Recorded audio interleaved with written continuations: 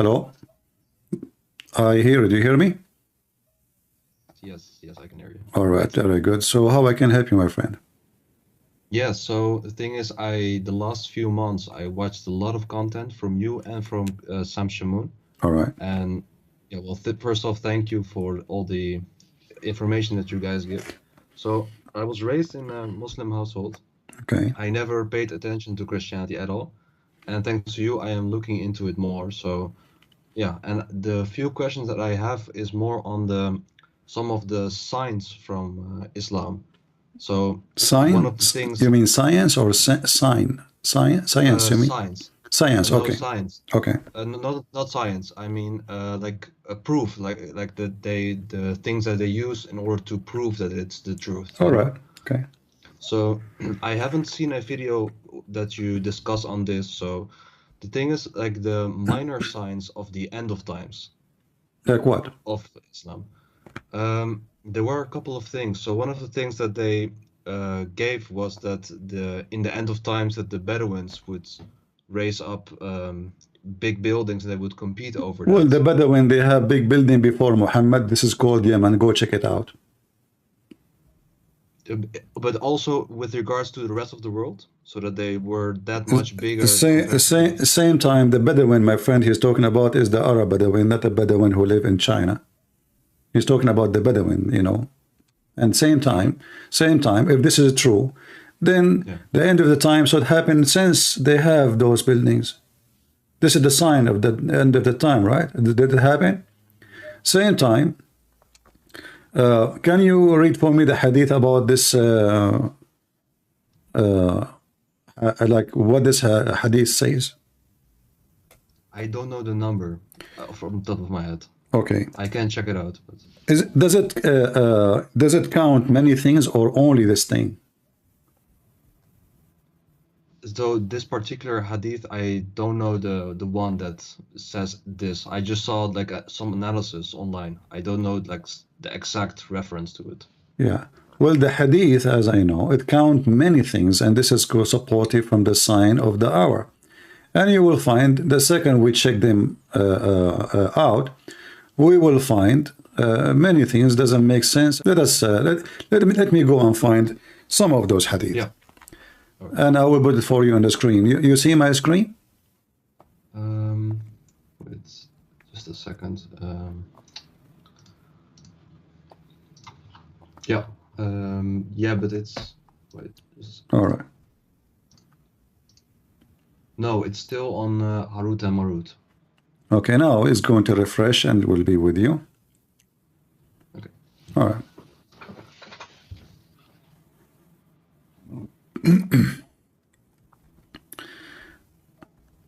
In the same hadith, it says that from the signs that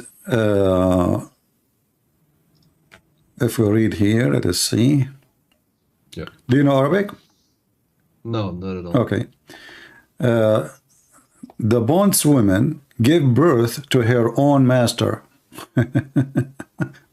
So this is the signs of this has happened thousands of years before. There's many kings, in fact, you know, they are born, you know. I mean, what this guy is talking about, this is a sign. So the bondwomen give birth to her own master. But isn't it this is the case for every king who slept with the woman she is as a slave? And then the king, or the son of the king will be a king.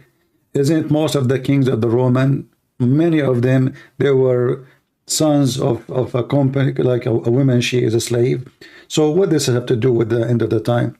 So this is what happened at the end of the time. But this happened even before Muhammad, after Muhammad, in the time of Muhammad, and later after. In fact, most of those Arab, they are sons of their own slaves, which means the slave, the son, he is a son of a slave, and then he became a leader because he's a son of his father. The father is let us say, a tribe ruler, or etc. So this is very normal thing to happen. Then he said, and then you will find that the barefooted and naked poor shepherd competing one another on the construction of the higher building.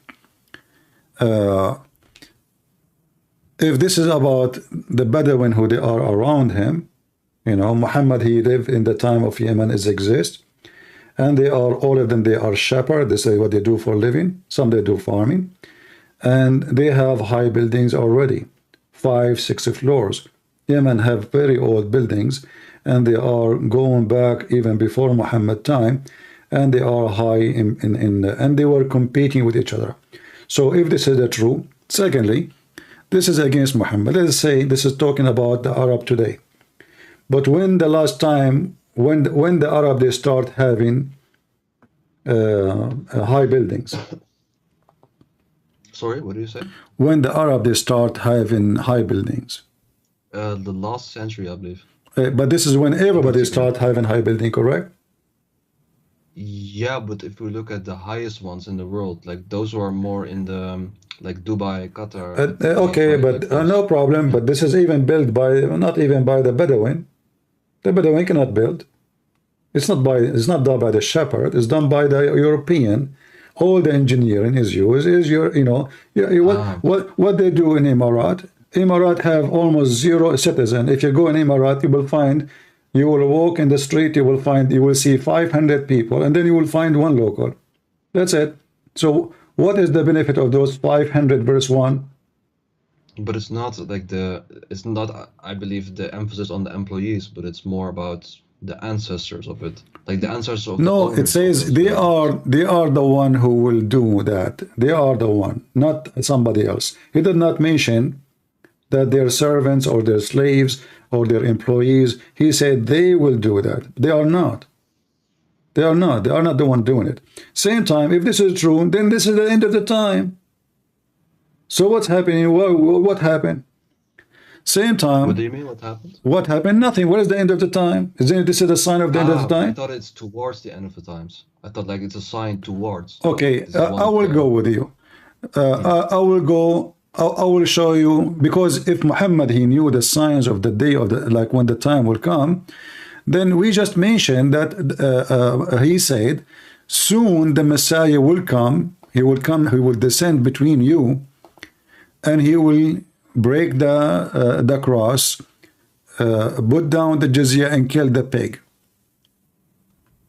Did you see that? I've heard of it. Okay. Yeah. But did he say the word? The word is liyushikna. The Muslim translation, even the Muslim translation, is saying soon. You're right. Okay. So if this is a sign of the day of judgment, because remember, when Jesus comes, that's it. Jesus will be the judge. That's it. It's it. Okay. This is the end. This is the end. So all those things happen already before Jesus. So, but Muhammad, he said, liyushikna, almost here. Let me show you another sign of the day, end of the time. Oh, but just if I can interrupt for it. Sure. Like you say soon, but the thing is, isn't it in general also with other religions that they say soon, but it doesn't mean. No. Like, he said in Arabic. This is a translation in English. Liyushikna in Arabic is not soon. It's almost here. It's not soon. This is the Muslim translation. But like they're even almost here. If we go with that translation, it's still not. Okay, that's why I'm not. That's why I did not stop. You know, let's continue. Yeah. In the Quran, chapter 54, verse number 1, it says, "The hour has drawn near." The fact, it says the word "iqtaraba." اقتربت الساعة. اقتربت الساعة. اقتربت is so close. And the moon split asunder. So the moon splitting is what? Is a sign of what? Of the end of the time, correct? I would assume, yeah. Okay. This was 1400 years ago. I see, but what I mean to say is that if you compare that period to like how long the universe exists or how long the earth exists, like it's in relative sense, it's not that long. That's what I think. But that, you see, that mean Muhammad, he lied, because he should not use that word soon. He can say it will happen. I mean, Arabic language is very rich in words. You know, I do not need to say the word اقتربت if it's not soon. You know, it's not like right, almost. We can go and we can see more prophecy. Muhammad, he have tons of prophecies. As an example, the Muslim, they claim that Muhammad, even he knew that the Arab, they will conquer, you know, Constantinople, right? Yeah. Okay. I've heard, yeah. How we know that this is even true? Because the hadith is written 300 years after Muhammad. And how we know that is even this is what happened. But let us go together and see. You will see that Muhammad, he claimed that the Roman, they will become the majority of mankind.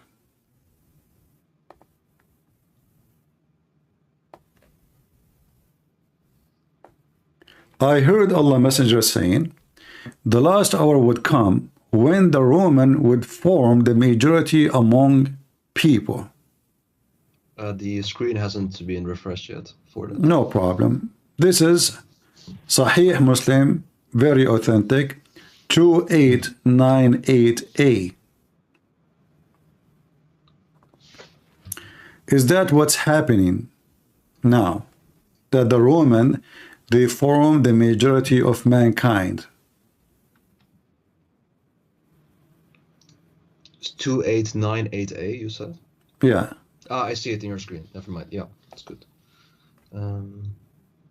Yeah, perfect. Is it true that the Italian government, they announced that the population of Italy is declining in a massive way and they are encouraging people to have more children?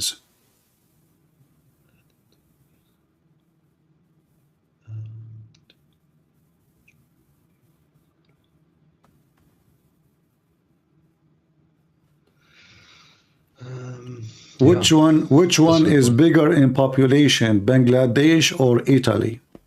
Yeah, Bangladesh, obviously. Indonesia or Italy?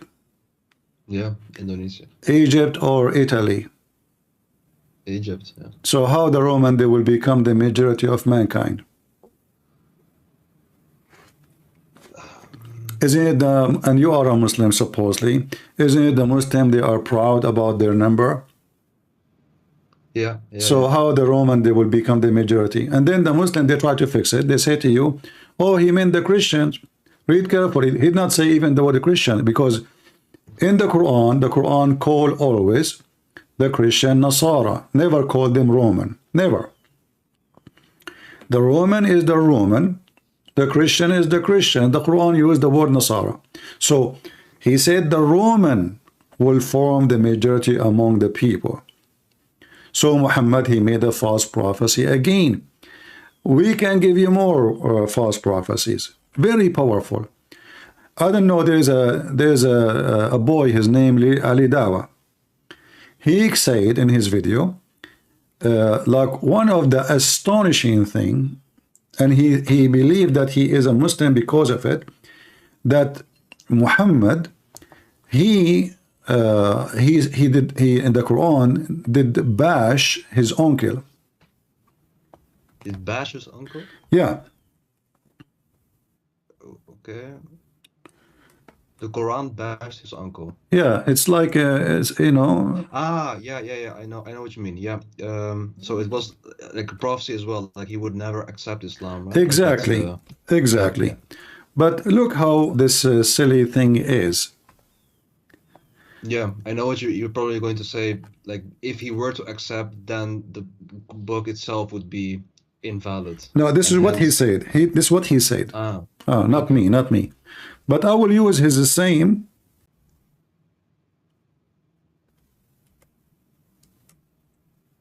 We will find that Muhammad, he made it clear. Let us go.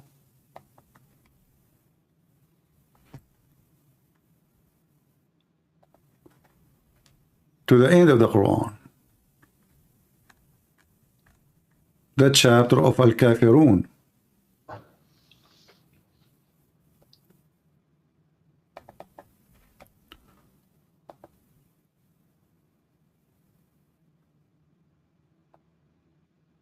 Here you will find this. Very clear proof that Muhammad is a false prophet. Chapter 109, Muhammad, he says, say, O who kuffar, I will worship not what you worship, and nor you will worship which I worship, and I shall not worship which you are worshipping, nor you will worship which I worship. To you, you have your religion, to mine, I have mine. Okay. But isn't it all those people later they became Muslims? He was saying it to the people right around him, right? So yeah, I would assume, yeah. So how he said you will not worship what I worship, and I will not worship what you worship? Maybe the particular groups of people that... No. He did not say, he said kuffar. He did not even, kuffar mean everybody don't accept Islam. He didn't say a person, he didn't say a name. Al-Kafirun, anyone who disbelieve. So he said, all the kuffar, you will not believe in what I believe, and I will not believe in what you believe. And he repeated that many times in the same chapter. But then we find that all of them, they become believers. So using the same method used by Lili Dawa, that Abu Lahab, if he converted to Islam, that will make Quran invalid. This is his method. Okay, well, this is Islam invalid because now one person did not convert to Islam. That make you believe Muhammad made a prophecy. And thousands of people who supposedly Muhammad said they will not believe in Islam, they become Muslims. And that will not make you leave Islam. Sorry, can you repeat it?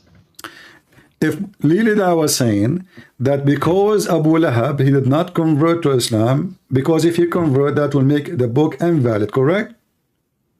Yeah. Okay, that Abu Lahab is one person. Right. Okay, but Muhammad here saying all the kuffar, including Abu Lahab. Yeah, but okay, he says this, but he says like that person, like Abu Lahab and the other kuffar. No. They do not. In that verses, only Abu Lahab. He's talking about Abu Lahab. You know, he's bashing Abu Lahab and his wife specifically, two person only. Here he's saying the kuffar, including everybody. Kuffar is everybody, but all of them, you know, or let us say the majority, because later either they get killed. So we cannot talk about the one is dead, he convert or not. We can talk only about the one who's still alive. The one who's still alive, all of them, they converted to Islam. So this is a false prophecy. Yeah, but not all of them. All of them. Of course, a lot of Saudis and no. All of them. No, all of them. All of them. But not literally all of them. Okay, no, all of them, because simply there is zero non-Muslims in the Arabian Peninsula. So anyone want to stay in the Arabian Peninsula, you have to convert to Islam. All of them. And then those people, and like my friend, I don't those see people, that people, not people, doesn't matter. Those people, if there is only 5 between them, and he said to them, you will not convert to Islam, and then they convert to Islam, that means Muhammad is a fraud. But I will go with you now. Okay. Muhammad, he made a prophecies. And you mentioned to me about the day of judgment. Well, Muhammad do not know about what's happening in his time. How he knew about the day of judgment. As an example, when Muhammad he mentioned that how the baby is made, and the one is talking is Allah, right? And we can, by the way, we can read the hadith, but I'm going to read Quran is more powerful than the hadith, right? Because the Muslims still, they can say, as I said, it's written long time after Muhammad. It can be false. But if we go in the Quran, we will find. The problem is with the embryonal development. I have no knowledge on it in general, so I don't. I'm not a doctor, my friend. I'm not a doctor, and the only time I learned about this since high school. After that, I did not join a medical school or etc. You know, it's just something I learned in. you know, in high school, and since then I did not have any extra education in it, just little reading. Here it says we made the nutfa into a clot, a piece of thick, completed blood. Is that correct? Sorry, can you repeat it? Is it true that the sperm will become a dead blood, and that will make the baby? Dead blood? Dead blood, yeah, congealed blood. I have no idea. For real, My friend, you can search right now. I mean, I'm assuming that you are a young man and you know how to use the computer. What's your education, if you don't mind? Yeah, I've studied something mathematics, but not nothing with biology at all. Okay, So, but can your fingers search right now what make the baby? I mean, you will find it. The sperm does not transform to anything. The sperm only deliver the DNA and fertilize the egg. the only thing what I could say, like just before I read the scientific approach, is maybe this is a very easily to be understood approach. What he explains here. That's What understood? a Listen, all this method is false. This is God talking about how the baby is made. So the sperm does not become a baby. It is the sperm fertilize the egg. You see, if here he's not giving details, I will say, okay, you know what? He just make it let us say metaphorically, you know, like you are from the semen of your father. I will let it go. But no, he's talking about the stages one by one.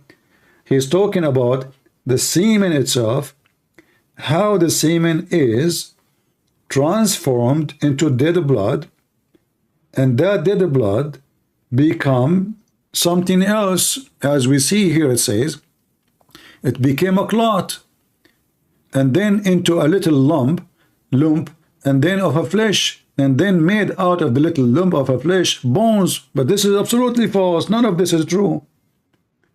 So how this can be coming from God? I have no idea. I'm just checking a bit on Google. Okay, but I want you to just to make it simple. You know what you are saying to me, that Muhammad, he knew signs of time, but none of Muhammad's signs of time is working for me. If there is anything you find it's very strong for you to keep you as a Muslim, give it to me. let me see. No, for me it was science, not science. Like science as in the Science, prophecies for the science, future. science, whatever you want. Yeah. Um,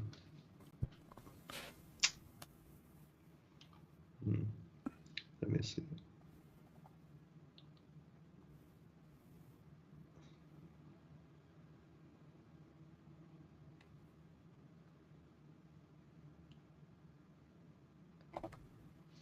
Give me something you think it's really good.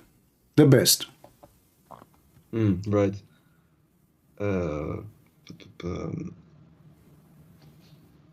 I would say, and this is not on science, but more the mathematical miracles, what are called. All those mathematical miracles are false, and I debunk them in 2 seconds. Give me the first one. Yeah, sure. It's about the amount of something that has been mentioned. Like, for example, the one of the things like water to land ratio of That's the Earth, false. which is then the same. None of them is true. All those calculations is false. Same time, if you know, as an example, you see, when the Muslim they make a claim, they knew that people do not know how to read Arabic, and how they don't know. I mean, they go by what people say, right? So, as an example, in the Muslim website I saw, it says that the word day is mentioned in the Quran 365 times. Is that correct? I've heard of it too. Yeah. All right. But isn't it the year in Islam not 365? Isn't it the year in Islam is a moon day? Is a moon month? Ah, that's a good point. Okay. Yeah. So Allah, he knew that the year is a 365 days, but he chose the wrong year. Same time. Isn't it the Quran says that the year for Allah is a 12 month, which is a 12 moon. Is that correct? Yeah, I think so. Okay. Yeah. Now, the same as long we are talking about the moon. By the way, there's no 365 days in the Quran. That's a fabrication. You can go right now, open any Muslim website, type the word day, and you will find that the word day appear as many as you want. That's false. Number two, when the Muslim in the same website, they have that Allah, he mentioned the word moon equal to the word sun. That's false. They don't count the word moon when they want, and they count it when they want. As an example, when the Quran says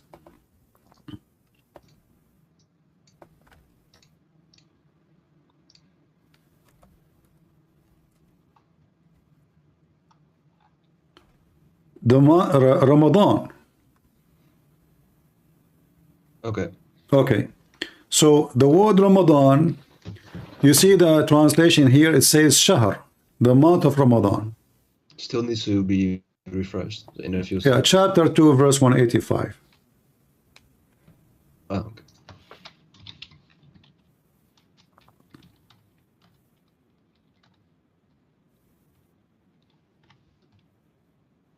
Yeah. All right. So, but the word there is not month, it's a lie. That word is a moon. Shahr is an Aramaic, Hebrew, Arabic word, which means the Arab, they use it from the Aramaic and the Hebrew. The word Shahr mean what? Mean moon. They don't count it. But look, we are not done. Here it says, Moon of Ramadan, it says, instead of the month. Ramadan is the name of the moon, not the name of the month. Every moon, okay, every moon have a name. Okay.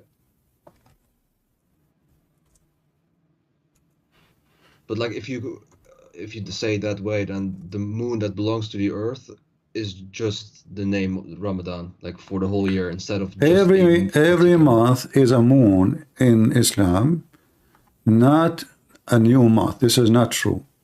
This is because this is coming from the old pagan practice of the Sabian. They believe every moon is a new moon. There's 12 moons. Read with me here carefully. In chapter 9, verse number 36, it says, the numbers of the months for Allah is a 12. That is again a false translation.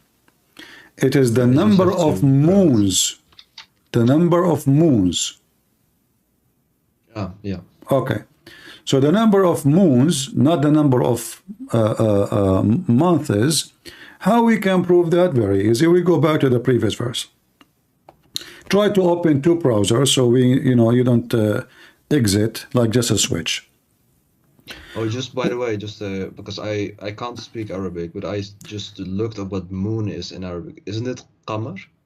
Qamar in Arabic, yes, is exactly. But the word shahr is a word mean moon too. Qamar is a moon, shahr is a moon. But usually, every name describes the size of it. And now we will find out what we are talking about. So look what it says in the line after. It says, whoever of you cite between two brackets the crescent of the first night. The crescent, what crescent is? The small part that you can see of the moon. This is what shahr is. So there's a 12 shahr, 12 moon. All of them, they are like this, crescent moon. So whoever of you, this is why it says shahida. Shahida mean he saw, he witnessed. You don't witness a month, you witness a moon. Do we agree? Yeah. Okay. So whoever saw the shahr, which is the moon, not a month, whoever of you witnessed that shahr, which is the moon, not the month. By the way, yeah. Just to say, like, let's assume, okay, if they only use the lunar calendar, but then of course they are aware of which like moon, quote unquote, or which month it currently is. So then it wouldn't matter, right? Like that It distinction. matter. The idea is if they believe it is the same moon or it is different moon. No, what I mean to say is, Yeah. how should I say? Like for example, with the Western calendar, lunar calendar, like we don't say like the X amount of sun, but still like you can, if you were to every day track the sun, you can eventually like make it up in the same way as how we normally were to track the calendar. Like this is just My something friend, life. even the sun calendar, you have to do correction. We have something called lab here, correct? That's correct. Yeah. Okay, so even that is not perfect, but just focus with me. Okay. The Arab, who they are learning from other nations using the lunar calendar, they used to do correct that calendar too. But look what Muhammad did. And now you will see that Muhammad cannot be a prophet from God.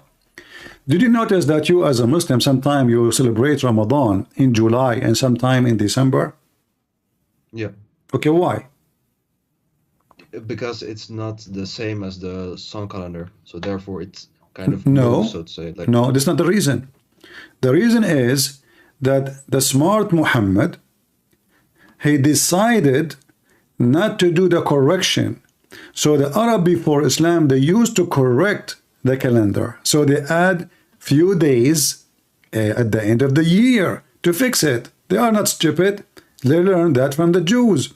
So Muhammad, he said to them, this is from the kuffar. We will not take it. And by do you doing have that, hadith for that? no, this is Quran. This is Quran. This For is the not statement that you make, I mean, about what? for the statement that you make that Yeah, this is the addition Quran. of it. He called it النسيء the زيادة في الكفر, chapter 9, verse number 37. Muhammad, he claimed that correction of the days of the festivals is a kufr, is an act of shaitan. When in fact, this is the only way to make the calendar work good. And now the Muslims, their July become December and their December become July. Because the year keep moving. So how that Right. can be from God? Shouldn't Allah say to Muhammad, what are you doing, you idiot? They are doing it right. So now if you are a person who's born in January, next year you know what January is. Now because of Muhammad, January became August, became February, became March, became May, became April. Because every month, every year, the calendar is moving. This is why the birth of Muhammad is all around the year. Even sometimes the birth of Muhammad can have two birthday in 1 year. So how that can be from God? But just like, okay, I see indeed the ayat that you show, like, but I don't know the context of the ayat, like the reason why that's what's revealed. This one, here we go, the contact in front of you. The Quran says, read the verse before it, and you can read the interpretation if you want. The numbers of months with Allah is a 12. The months of moons, you remember the moons, not months. Yeah. And then he says, and those who they increase in the days, like they add days to fix it, those are going astray. Those are unbelievers. Don't follow them. This is kuffar. This is act of shaitan. And now the Muslim, their religion is messed up. Like you ask a Muhammadan, when Muhammad was born, well, you have to go and check in the computer, not because he did not know the date. He knew the date, but he do not know now what is when it's going to be. Because in the time of Muhammad, if it was August, now maybe it is December, maybe now it is February, maybe it is January, maybe it is July, because the calendar is mixed up. This is not an act of a person. He knew that simple math. You are the one who mentioned mathematics. Yeah. Another stupid thing in the mathematics. Like they say to you the miracle of number 19, correct? I Okay. have heard, yeah. You go to verse number 1 and they say to you there's 19 letters. Do we agree? It says they say that? I haven't heard. I have not heard of this. I don't know. Well, this is what number 19 is about. They start from verse number 1. And this is made by somebody. His name is Rashad Khalifa. And the Muslim killed him for the same reason. Because in order to make the number 19 work, he have to delete many verses in the Quran. Not only that. Oh, just by the way, can we go back to the moon instead of month thing? Like, let's say that, okay, in Arabic it says moon or like shahr instead of month. Yeah. But still, isn't it still not correct? Like, aside from that difference in the word. It's not correct Like because the year is not a 12 moon. So Allah, he have a wrong mathematics because it's not 12 moon. Is it? No, true. If we are adding 10 days, then it's not 12 moons. Yeah. So even if you say it is 12 month or 12 moons, still it's wrong. Yeah. All right. So the Muslim, they have tons of website talking about number 19. And if you go to Al-Fatiha, the second I start calculating the numbers of the letters, I will find that they are way more than 19. You see, in Arabic, I will try to zoom in just to show you how they lie and they fabricate when they claim those claims. You don't know anything about Arabic at all? No. All right. I want you, after we finish today, you can download the video and bring a Muslim who speak Arabic very well and let him defend what I am saying, what mean against me, you know, not with me. Bring somebody he hate me very much. Do you see? Let me open my screen pen so I can show you what I'm talking about. In the screen, we have the sentence which the Muslim they claim this is the total numbers of the letters is 19. And if we destroy the sentence, the whole numbers already is gone. I mean, the whole calculation is false. So if we look here, you will find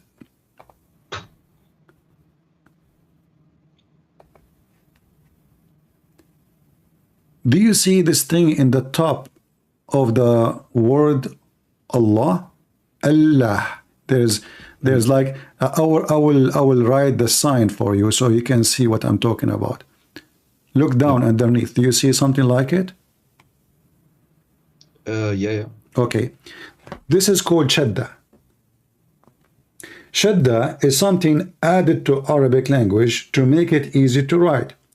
What shadda is, that means here there's two letters, not one. Two letters, not one.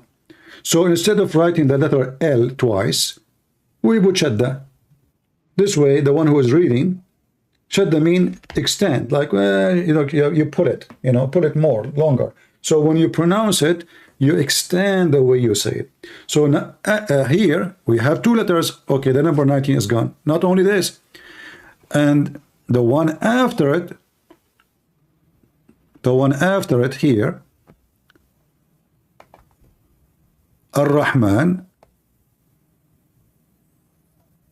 I will make a sign underneath of it so you can see it here, little one. Do you see it? Okay. So now Ar-Rahman, Ar-Rahman. You see, like when the Russians speak, Ar-Rahman. It's more than one R. So this is two more letters. There's shadda. Yeah, it still needs to be refreshed, the screen. But yeah. So Allah, okay. the letter L have a shadda. The word Ra, Ar-Rahman, have shadda. And then Ar-Rahim here. This is Ar-Rahim. This is the letter R. And this is the shadda here in the top of it. There is two or not one. So look what happened now. Just by adding, looking at the shadda, we have to add 3 more letters to number 19. So what the total? 22 then. We are not done, are we? No, we are not. Here you will see the word bism. In Arabic, there's no such a thing called bism. The correct way is bi-ism. So there is alif here. That make it how many? Yeah, 23. Okay. Let us see. Do we have more? But maybe they have, during their explanation for 19, maybe I don't care. No, what explanation? We are not done. We are not done. We are not done. Look here. Do you see the word Rahman? Okay. This is the word Rahman. Here in the top, there's a little stick. I don't know if you see it. I will write in the top of it. Do you see it? It needs to be refreshed still, so I have to wait. It shouldn't be refreshing to, I mean, I don't know, maybe your internet is let me clean this screen so you can see exactly which one I'm talking about. And again, here we go. So if we go again,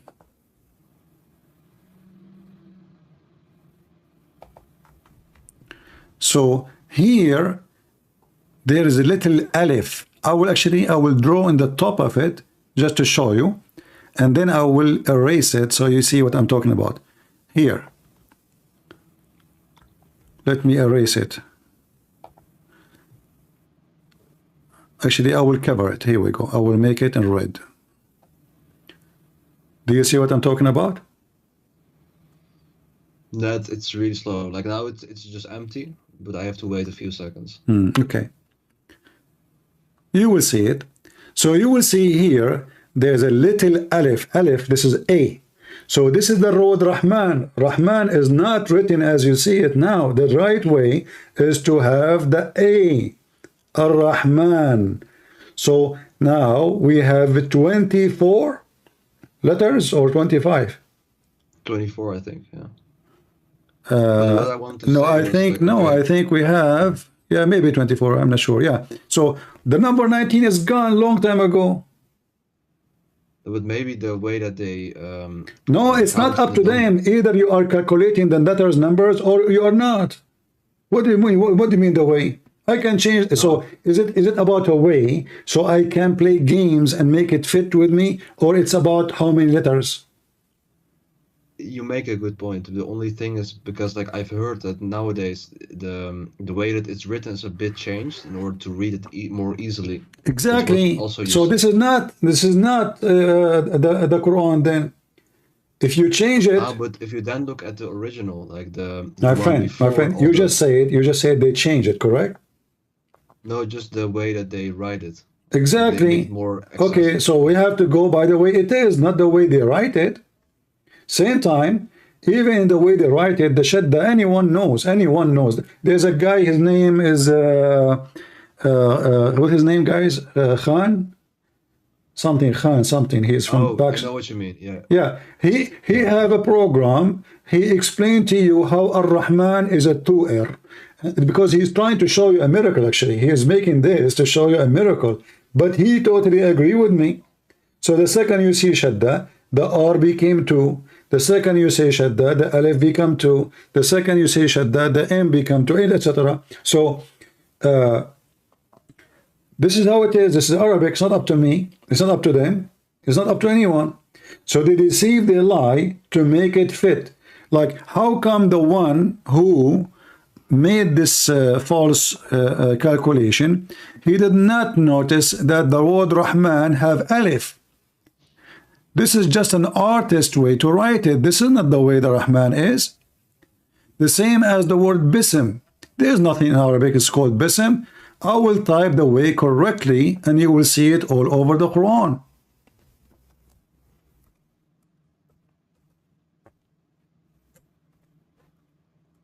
Is it possible that the Quran writing the word twice wrong?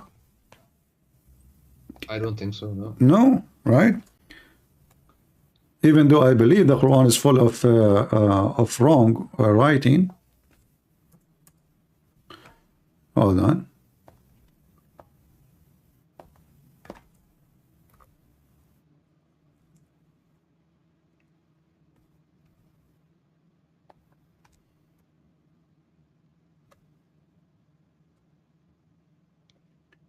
Read carefully with me. All those are BSM. Do you see it? It needs to be refreshed, man. But just a few seconds.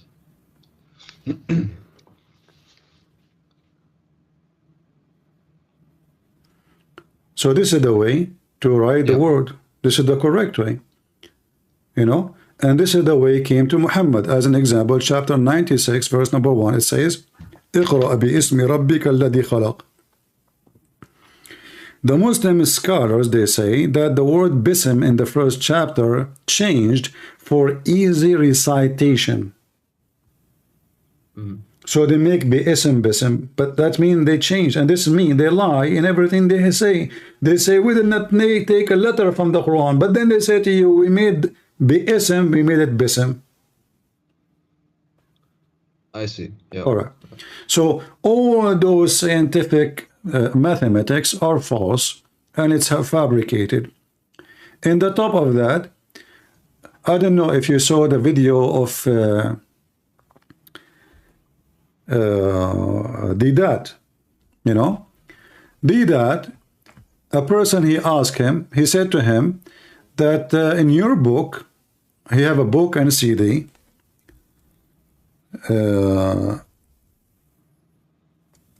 You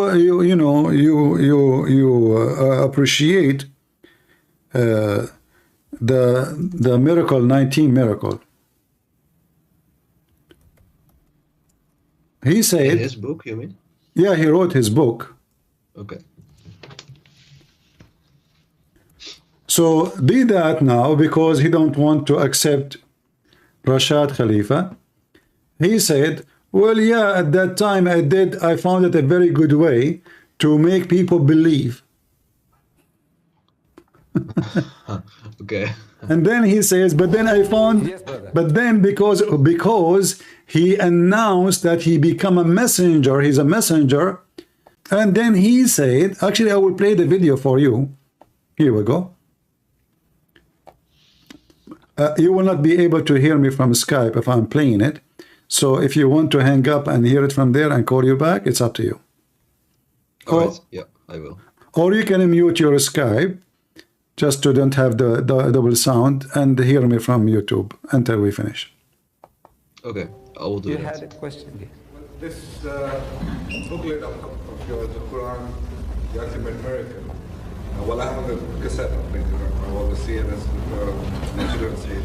But whenever I try to show it to our mullahs, they don't accept it and they don't believe in it.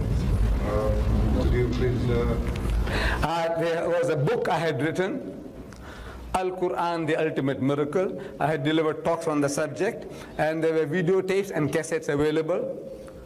But this man who originally made the discovery, which I found useful in talking to Muslims and non-Muslims, but this man, a sickness has developed. Now he's claiming to be a new Rasulullah, like what Baha'u'llah was at one time, and Mirza Ghulam Ahmad. This is a sickness.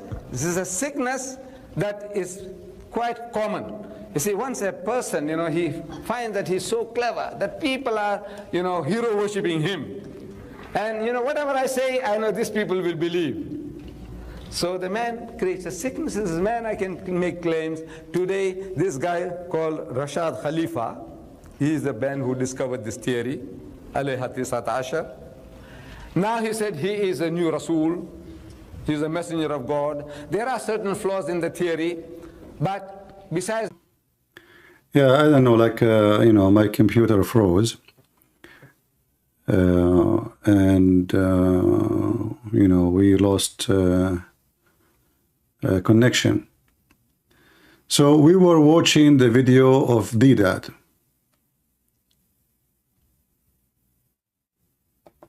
This one was the video of Didat. No, not this one. Where is Didat video? Let us see. So we heard that he used that statement from that guy, and he made a big chapters of it in his book, big fortune to make money. But yet he said clearly that this method, it's a theory which have a lot of flaws, a lot of bad things, not true. So why you accept it? He said why? He said because he thought it can be useful to convert people to Islam. So those Muhammadan, they use a lie, something they believe it's a lie,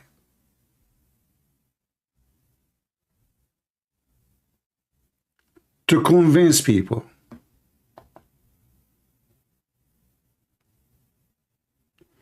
Why anyone have little decency will do that?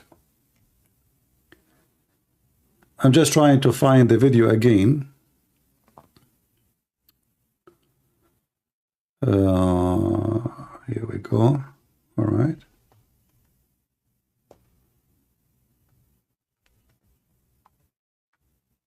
Where is...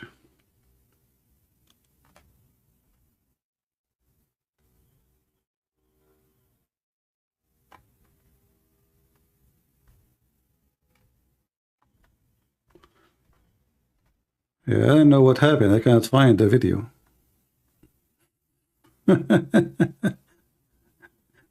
Very weird. Anyway, we heard it already, right? We heard it. So, in order to fool people, they are willing to use any false method. They put it in their book. They print it. They publish it. They sold it.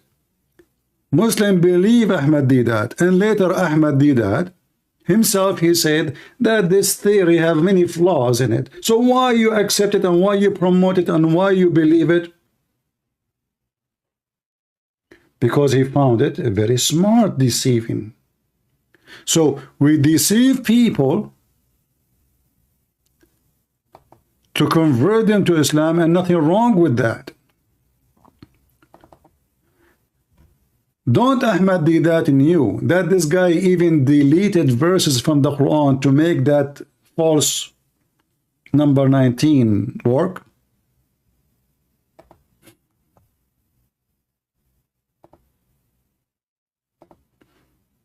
Let us call our friend back.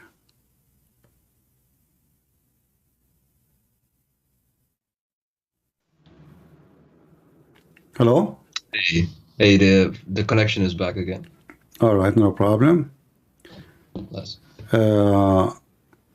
So I haven't seen the whole, like, because the connection was lost, but I think the point you was trying to make was that he said some things in order for people to be more convinced, right? yeah, but he said that this theory have a flaws, it's not right. He said it himself, like. Yeah, okay. yeah. I can search for the video again. You know, I'm sure I will find it. You know, I found it just a second ago, so I can find it again. So he accepted the theory, even though he knew it's a lie. It's not true, and he said for that because he thought that it's good to use to convert people to Islam, and for Muslim and non-Muslims. Okay, So, that's very so we use something false, and we know it's false. Remember, he said it have a flaws, and it have, you know, it's not, you know, it's not that something we can depend on. It have something wrong with it. But why anyone want to do that? That's very ugly. I agree completely. Yeah. If that's the case, yeah. So all of those are fabrication. In the same time, I mean, why I need to go and find Muhammad prediction? I can predict now, and something will happen tomorrow. I will show you something. Do you have predictions that are not true? That we can. Okay, everything he said is not true. Everything we said until now is not true. So what we were doing in the last, you know, half hour. everything. The Roman will become the majority of mankind. Even when he spoke, okay, you know, if I go right now,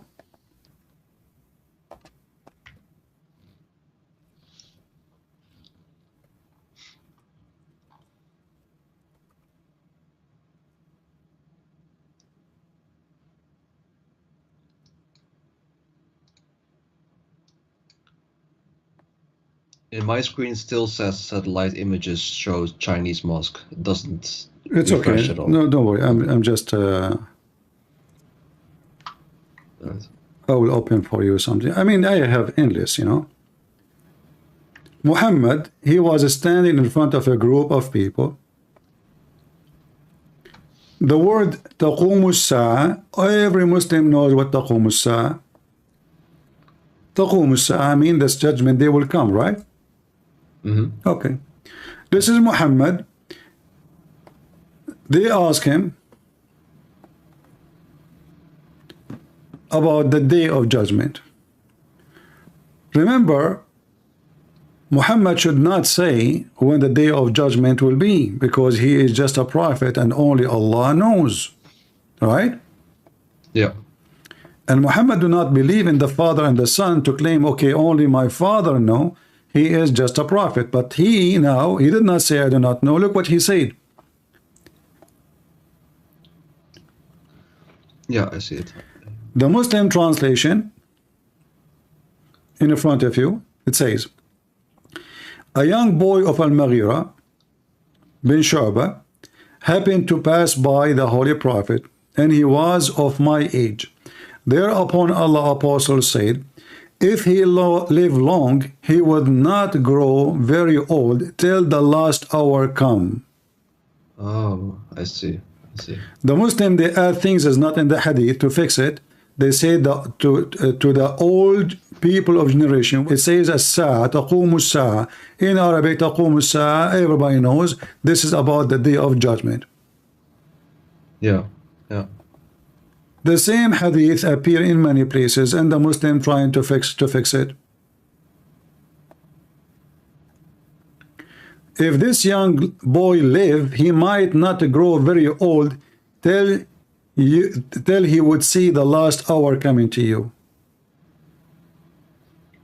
Yeah, I never saw this hadith. All I mean, my friend, we have tons. Everything. This is why I'm saying to you, give me something strong, like to be, let us say, hard to defeat.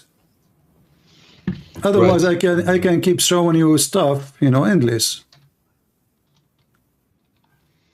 Yeah, one of the things, I have to say it correctly, but it was about the way that in English iron was from from space, and I believe English in what? that. I believe it was the material iron that was from space, and in that particular surah, Yeah. it describes something about space, and then the surah name was iron. I believe it was something like that, which was kind Well, of first of all, Muhammad never named any surah. This is after the Muslim, they decide. They choose a word to be unique and to put it. However, I will go with you.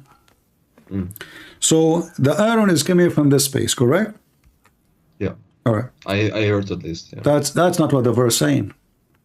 The same verse, I want to show you how Muslims they lie, and you know it's obviously it's in the front of your eyes. I don't know why people don't see it. Here it says,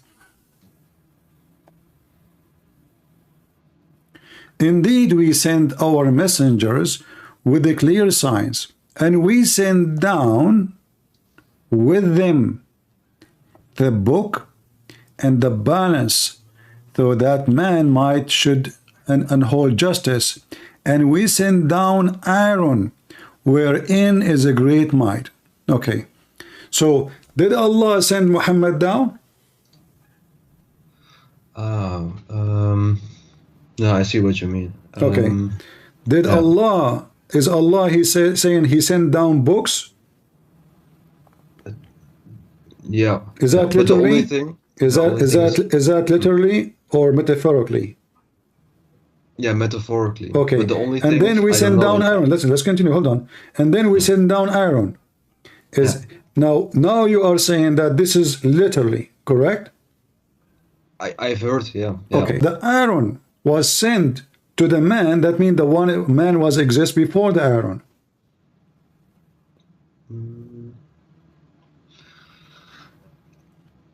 No, it doesn't. It doesn't, right? Like it could have been like the iron would have been sent down to Earth prior to the existence of man. Okay, secondly, this is absolutely false because no scientists say that the Aaron we have is sent down from the space. They say some of the Aaron in the crust is from the space because we have the magma and the magma is full of Aaron. Okay, yeah. But still, then there is some that is from space. If some doesn't matter, but Allah is saying that everything you have, we send you down. Okay, the Quran says, Allah, He sent down clothes for you. Libasan wa rish. Cloth and feather. Did Allah send us any clothing and any feather to cover ourselves? Not in that way, no. Oh, there's other way. How come we take the iron literally, but we don't take the feather and clothing literally? Is the same word for sending down used in those? Same exact word. Anzalna. Okay. Here we go. Chapter 726. Children 726. Okay. Children of Adam, and this is the word in Arabic. يا بني آدم قد أنزلنا عليكم لباسا يوري سوآتكم. أنزلنا. You see the word أنزلنا?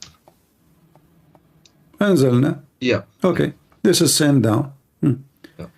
We have sent down on you garment to cover your shameful part. But did Allah really send any garment? As I know, all of them, they are made in China. Yeah. Okay. Did He cover us by feather? Look. Do you see the word feather? I just see the Arabic part that you marked. All right, you will see the English one. And feathers. Since when human being they are covered by feathers? Why? Are we chicken? No. Okay, so what he is talking about? What feather? Maybe the feathers within certain what's it called? Like very primitive clothes. I don't know. Something like that. No, Muhammad is a mentally ill person. He think that most likely he's talking about chicken. So Allah, He clothes the chicken with the clothing. But this is very silly to say, to name it a clothing. This is part of them. Cloth is something you add in the top of it, in the top of you. Something you wear, not something is you are born with it. It's part of you. Otherwise, it's not a clothing.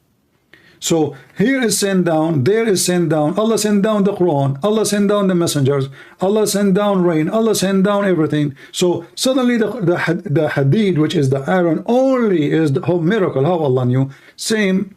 This is false because the blood of the man have iron. Is that true?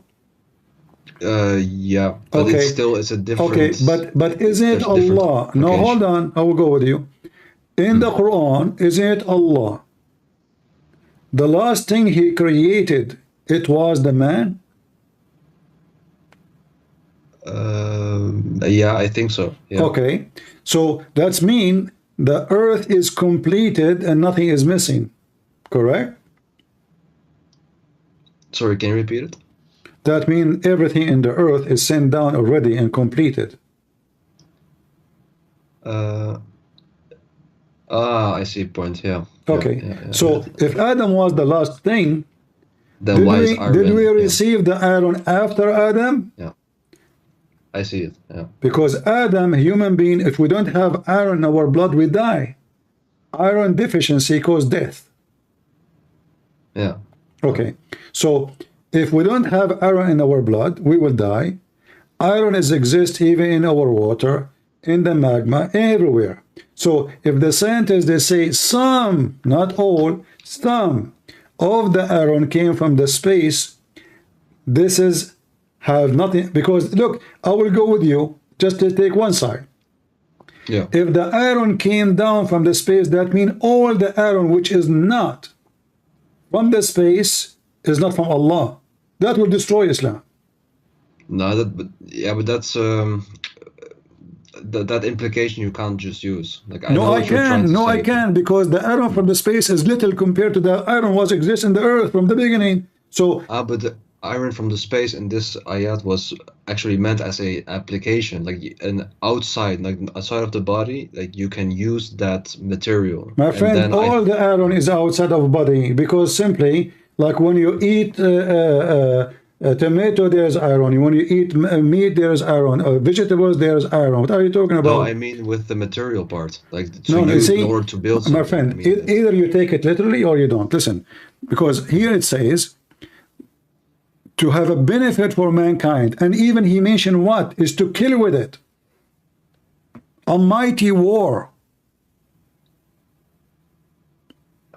where does it say mighty war? وأنزلنا الحديد وفيه بأس شديد ومنافع للناس. بأس شديد. What بأس شديد? بأس شديد is a word you use for mighty of war, mighty of strength, sword. So Allah claimed that He sent the iron, so people they will use it for war. I see. Yeah. So is the iron sent, or we have the iron before? Same time, I want to go with you, you know. Was the iron created?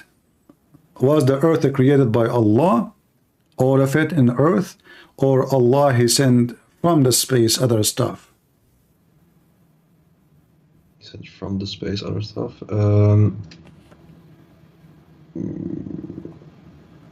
I thought them both, right? No. But No, like let me if show it's you. created, No, what the word anzalna means simply, Allah saying supposedly, Muhammad, Aka Muhammad, that everything you have is from me. You know, Muhammad, he did not receive like a written book in his hand. He received verses supposedly from the angel, correct? yeah. But yet he used the word anzalna, so he used it for anything you have, you know, dignity, ethic, etc. You know, everything is from Allah. Now, if we go, Muhammad, he explained the nice thing about Muhammad, that he don't shut up. He's like the kind who keeps shouting free Palestine, but he don't know what he's talking about. This is Muhammad explaining to us how Allah created the earth and the heaven and everything. Read with me carefully. The messenger of Allah took hold of my hand and said, the exalted, the glorious, created the earth on Saturday, the mountains on Sunday, the trees on Monday, the things entire in labor on Tuesday, the light in Wednesday. He spread the animals of all kind in Thursday, sorry, and he created Adam Friday afternoon. Right. Okay, how we will work with the scientific miracle in the Quran, according to Muslims, where it says that those came through billions of years, when Muhammad talking about Saturday, Sunday, Wednesday, Tuesday, and the whole creation is done, and now we have Adam. I see. But yeah, but then according Hold to on, them, we are not done. We are not done. Do you remember the video of Didat making fun of the Bible, saying how the sun is created on Wednesday? I haven't heard, but You can search for it. Here we go. This is Muhammad copying from the Old Testament when God created the sun. But in the Old Testament, you will find something different. That God, he said, let be light before the sun is created. So we have sun before the light.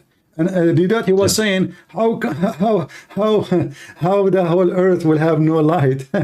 He was laughing because he's an idiot. He did not know what his prophet said. So look what happened now. When they asked Zakir Naik about 6 days in the Quran, what Zakir Naik said, the Quran said 6 days, but in the meaning it didn't mean 6 days. It means 6 period, and 8 period is a billion of years. So when the Quran said that did, he's talking about period. It's not true. So now suddenly the 6 days, Saturday, Sunday, Monday, Tuesday, become 6 period, and each one of them is a couple of billions of years. This is how hypocrite they are. It says suddenly, and not only that, Muhammad, he said, Friday afternoon, don't laugh at your prophet. Friday afternoon, Allah created Adam. Afternoon. I see. Okay. Now hold on, we are not done. The second impression was great. So Allah created Adam on Friday afternoon. The Quran mentioned, isn't it the Quran says if Allah want to do something, he make it, he say B is going to happen? Yeah, was it for one particular thing, right? Or just in general? I thought it was for a specific thing that he said this. Well, hold on. So are you saying to me Allah was so slow in one thing and was so fast in one thing? No, but I thought like if he wants to do it in that way, if he just He's wants talking to about do creation, talking about creation. If he wants something to happen, he said B. Look what happened. If we go in the Quran, it says, وَكَانَ الْإِنسَانُ عَجُّولًا. Okay, human being is ever hasty. What does that mean? You go to Ibn Kathir and read. It says that Allah, when he was creating Adam, he breathed into him, and then Adam, he started feeling his, his limb. He's looking at his limb. So he wanted to get up, and he could not. And then, while his spirit was coming down, Adam said to Allah, Allah, please finish me before the sun set. What do you think about this story?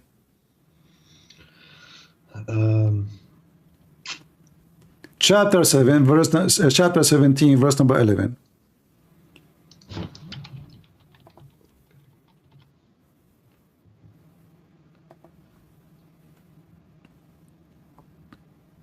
Yeah, I don't really have an opinion. Like it's neutral, I would say.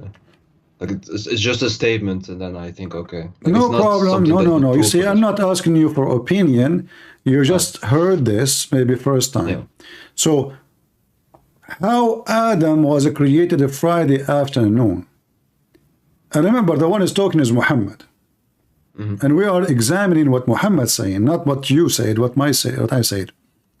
It says here, the story of Adam when he wanted to get up before his soul reached him, his feet. When his soul was breathed into him, it entered his body from his head in his head downward. When it reached his brain, he sneezed, Hachoo! And he said, Alhamdulillah, Adam, he speak Arabic from the first day. That's it. I mean, the guy is not even finished yet. He speak Arabic. And then between two brackets, praise Allah. Allah said to him, may your Lord have mercy on you, Adam. The guy, Allah, is talking to Adam before he's done. Okay.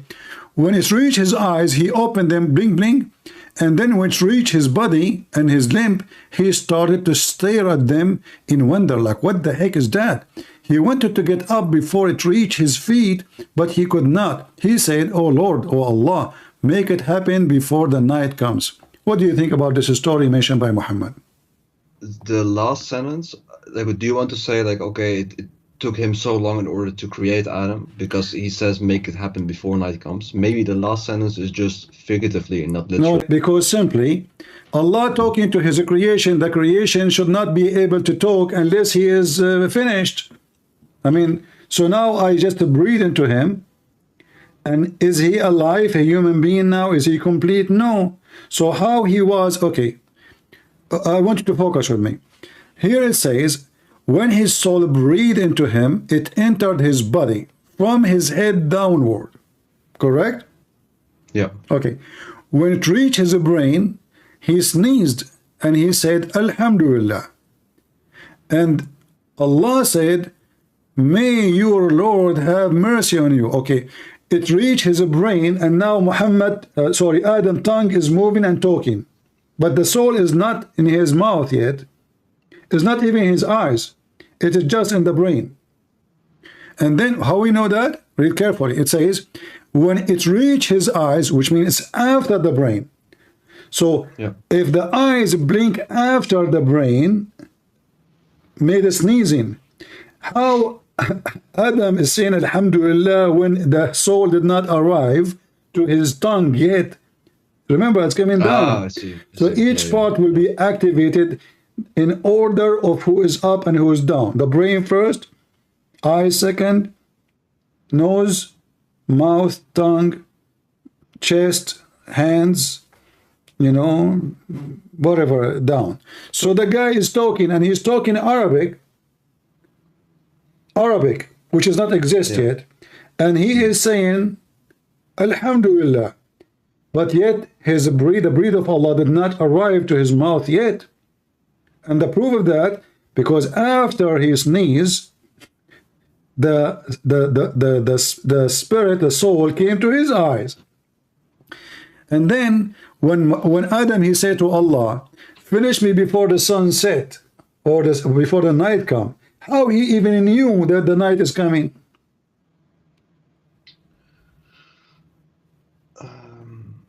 Yeah, okay, but maybe he just got the information, like some instinctive information on it. That's what instinct. Okay, so the guy, he became like, he is born with geography, and he knew the sun is coming. Same time, No, same time. Okay, but same time. Finish me, Allah, before the sun set. That mean Allah is slow. That mean Allah, he have to finish him before the sun set. That mean Allah. Then yeah. That mean Allah, he, you know, at night he cannot function, he cannot see. Before what? Because what difference was going to make if it's sunset or not? Why is it what sunset? So the whole story proving Muhammad to be a fabricator. What's this? No, but just if we just focus on the last sentence, if it's literally, then I agree with your. Well, the hadith says it's literally because it says a Friday afternoon. Does it say Friday afternoon? Ah, good point. Yeah. Huh? Yeah. Okay. So, and here now we go back to what we mentioned about the iron. So, which day Allah sent down the iron? Because after that, Allah did nothing. That's it. The creation is complete. Yeah, I see. Okay. Now, let us go to the Quran and love together. We are not done.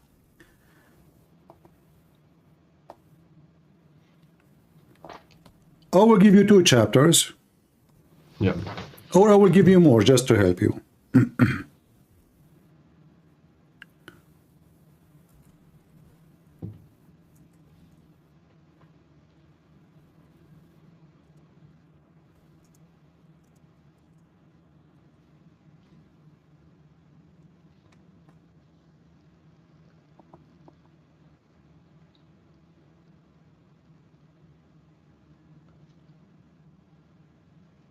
Chapter 2, verse number 2:9. Can you read it for me and tell me what do you understand from this? 229. Chapter 2, verse number 29. Yeah. Right. Okay. He's the one who created everything in the earth for you. Then he turned towards the heaven, forming it into 7 heavens, and he has perfect knowledge of all things. Okay, which one, based on this verse, created first, the earth or the heaven? The earth first. But I thought Allah, he sent the iron from the space. According to scientists who speak about this issue, which one is created first? Ah, the other way around. Yeah, they say the other way around. So how Allah saying that the earth is created first? And if you go, you can check. You will find every scientist, sorry, every scholar of Islam agree that the earth was created first and then the heaven created second. Yeah. All right. Yeah. So now this is here actually. Does it say he created for you that all is in earth? Yeah. Okay, so so why they are saying that Allah later he sent the iron down? Okay. Yeah. Good point. I see it. Yeah. All which is in the earth created in the same time. Does it say created or said sent down? Created. So all of it is exist already. Do we agree? Yeah. Okay, so if we go with their statement, that means the Quran have a contradiction, because it cannot be created all in the same time and then later sent down. Yeah, I agree. Okay, so now what the Muslim will do, if they are listening, they will say, no, Obviously, the interpretation of that verse about send down the Aaron is false, is wrong. So you see, then you will find that they are very flexible in order to avoid the contradiction. Because remember, the Quran says, if this is a book made by other than Allah, you will find in it a lot of contradiction, correct? Yeah. All right. Yeah, correct. Now you agree with me this verse is making it so clear. Actually, we can open the interpretation. It says that Allah created the earth before the heaven. Yeah, and also in the ayat it says already. All right. But what if I show you verses in the Quran saying the opposite? Allah created the heaven before the earth. Yeah, can you show? No problem.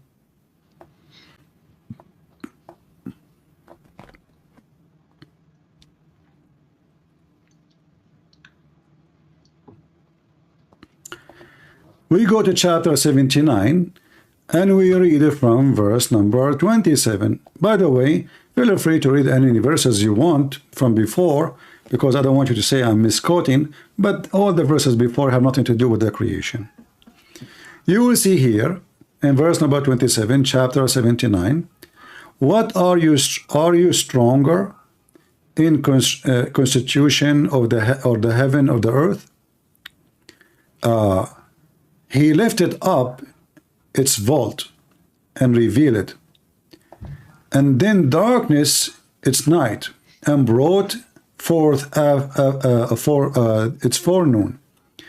And the earth after that he made it flat, and after that he brought the water and the pastures, and after that he made the mountains set firm.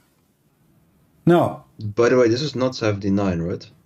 Chapter 79, verse number 27.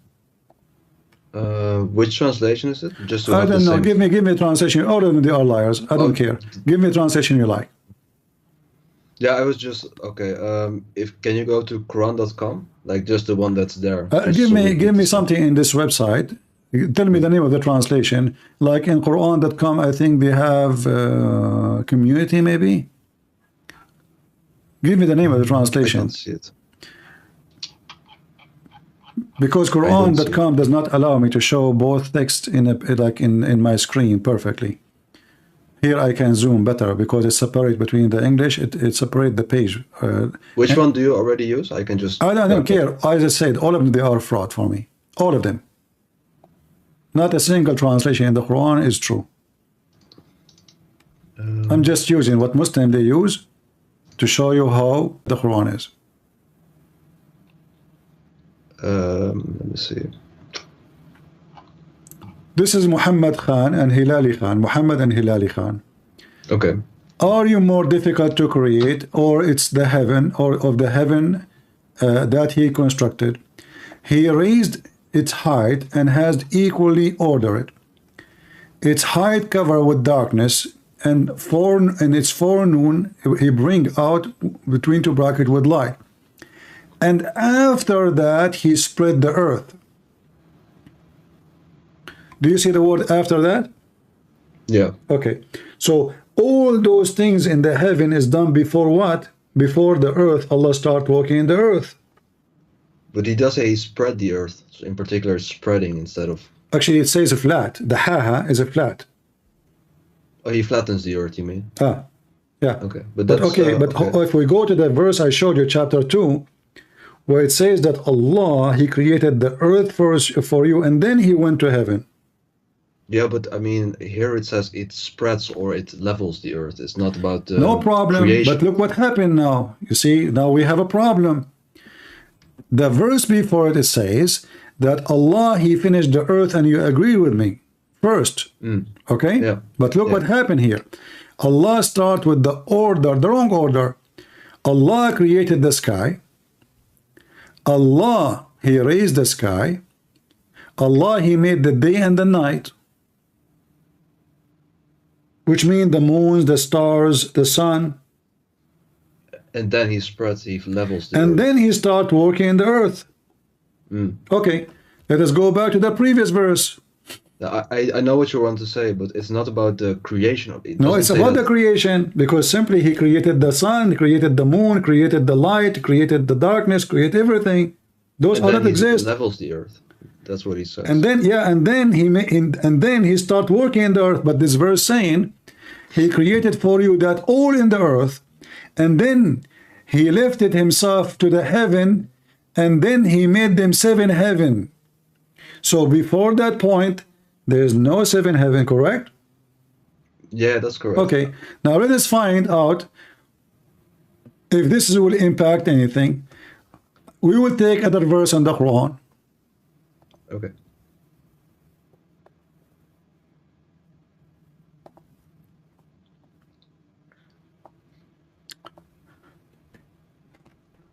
We will find this.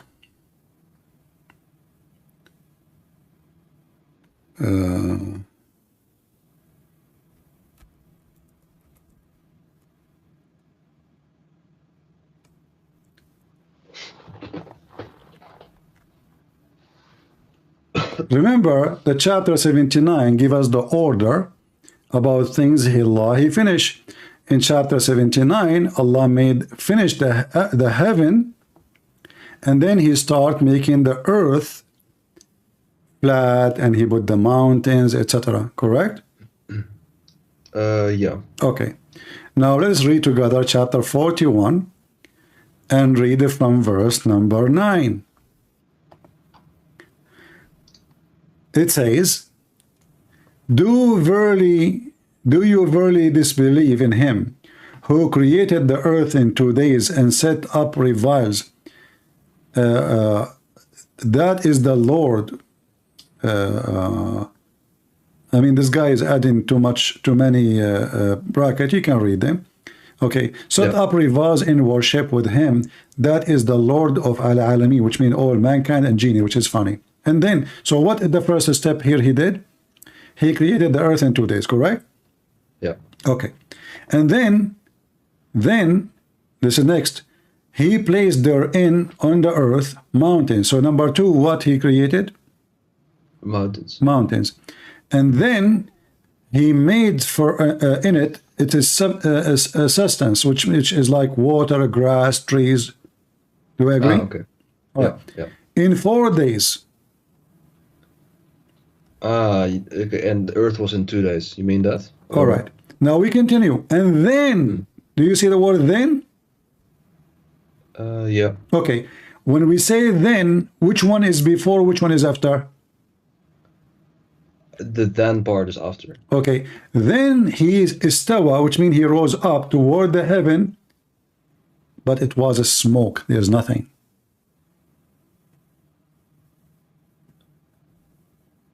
Okay. Correct? Yeah. Yeah. Okay. And then He completed the heaven, and He finished them. He finished their creation into 7 heavens in 2 days. Correct? Yeah. And then He created lamps. Those are the stars.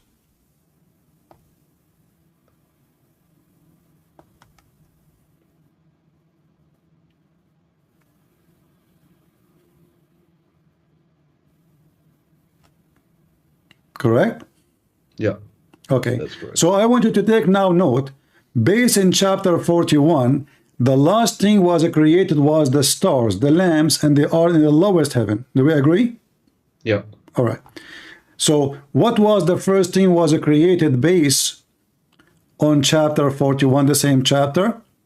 He created the earth in 2 days. Yeah. Okay. Yeah. And then the mountain was second. Maybe you can write it down. So earth first, mountains, mountain second, then the sustains of the earth like water, trees, etc. And then He went to the sky. The sky was nothing. There was a smoke. And then He created the 7 skies. And then the last thing He created was the lamps. Okay, now let's go to the other verse. And now you will see why we are laughing.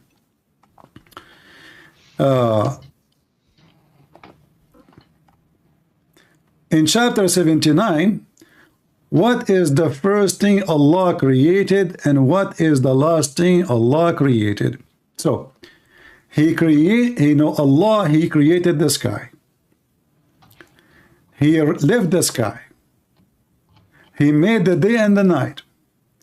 And after that, he start walking in the earth. Do you agree? Yeah. Okay, but we just saw in chapter 41, the last thing he did, he created the stars. But here he's saying he made the day and the night before he start working in the earth.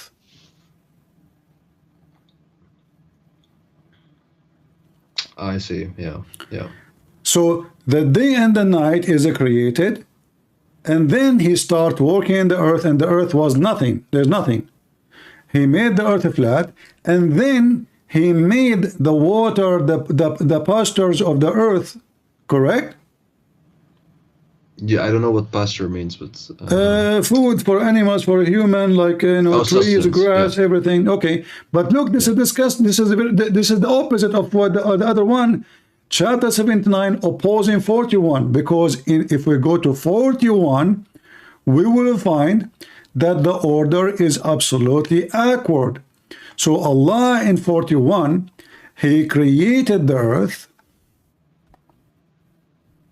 then he put mountains in the earth, and then he created the trees and the fruits and the grass, and then he went to the sky, and then he made them 7 sky, and then the last thing he created was the lambs. I see. Yeah. But yeah, in the other chapter is totally the opposite. Allah made the day and the night before he started doing anything in the earth. He finished the sky. He made it 7 skies. He made day and night. And then after that, and the Quran is so clear, it says after that, وَالْأَرْضُ بَعْدَ ذَلِكَ دَحَاهَا. And after that, he started working in the earth. And after that, he made water and grass and trees. And after that, he put mountains. But chapter 41 is totally the opposite order. Isn't it? This is a very, very clear contradiction that the one who he claimed to be God, he forgot which one he did first. What are the scholars of the religion say? They, what they can say. I mean, they can say whatever they want. They cannot deny it. They cannot deny it. Yeah, maybe like, I don't know, man. I mean, isn't it clear? Do I need even a scholar? It says after. You see, the Quran using the after, not using the same time, not using the same, And Muhammad, what about the hadith? Isn't Muhammad, he says, he gave us even the name of the day, Saturday and Sunday, and Yeah. Okay, so what, based on the hadith, where Muhammad, he said,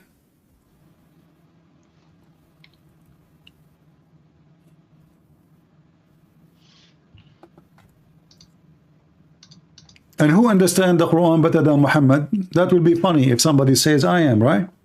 Yeah, so true. when Muhammad he says خلق الله التربة يوم السبت وخلق فيها الجبال يوم الأحد وخلق الشجر يوم الاثنين وخلق المكروه يوم الثلاثاء وخلق النور يوم الأربعاء وبث فيها الدواب يوم الخميس. So Allah, he created the dirt, the earth in Saturday, the mountains in Sunday, the trees on Mondays, all things entire labor in Tuesday, the light in Wednesday. He spread out the animals of all kinds. So what day created the light, which means the sun? Wednesday. Yeah, Wednesday. Okay. Yeah. Now, which one created first? The earth. Second, mountains. Mountains, trees. And then number 3 is the trees. And number 4 is evil stuff. Number 5 is the light, the sun. And then he spread the animals. But look what happened here. If we count the days, can you count for me how many days now we have in the screen? We start in Saturday, right? 7. We end at Friday. How many days total? Yeah, in total, like it's all the days are noted, so 7. This is not 7, this is 8.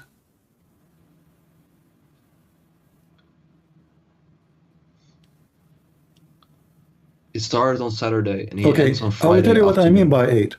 7 days is total of creation, and then Allah, he went up to heaven to rest, right? Yeah. Okay, but isn't it the Quran keep saying that Allah created the earth and the heaven in 6 days? Yeah. Okay, but here we have 7 days.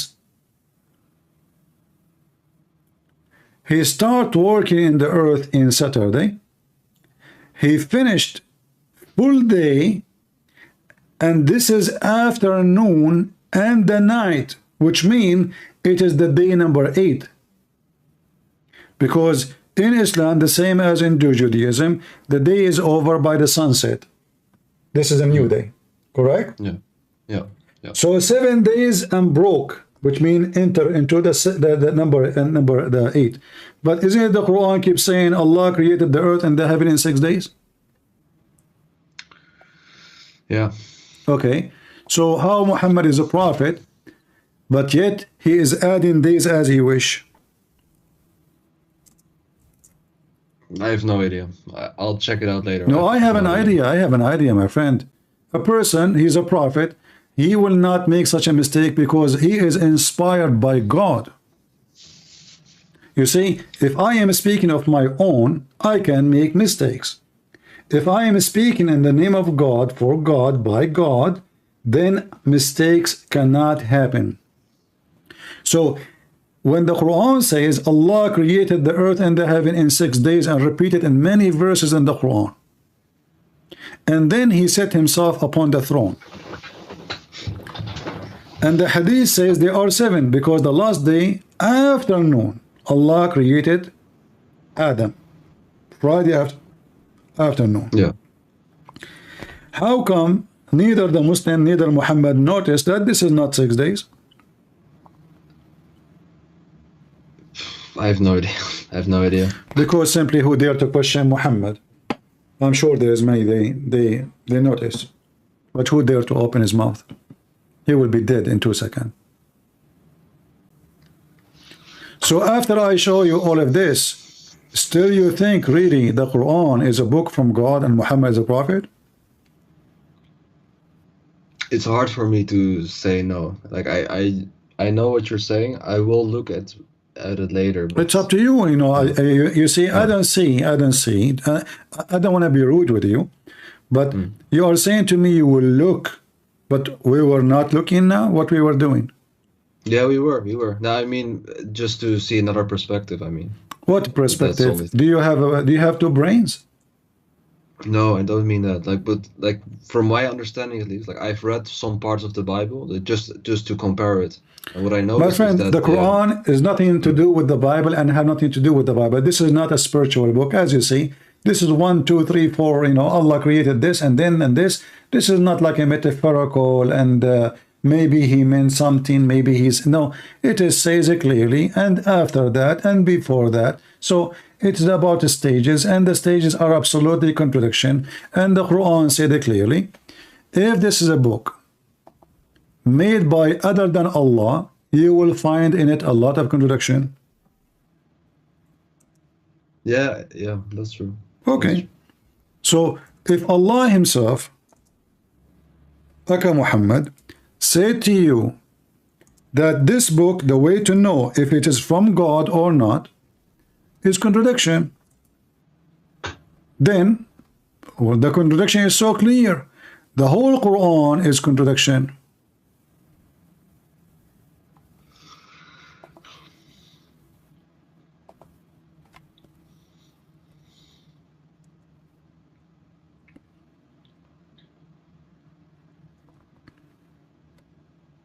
You want to be stubborn with yourself, you know, and like deny the fact we showed you.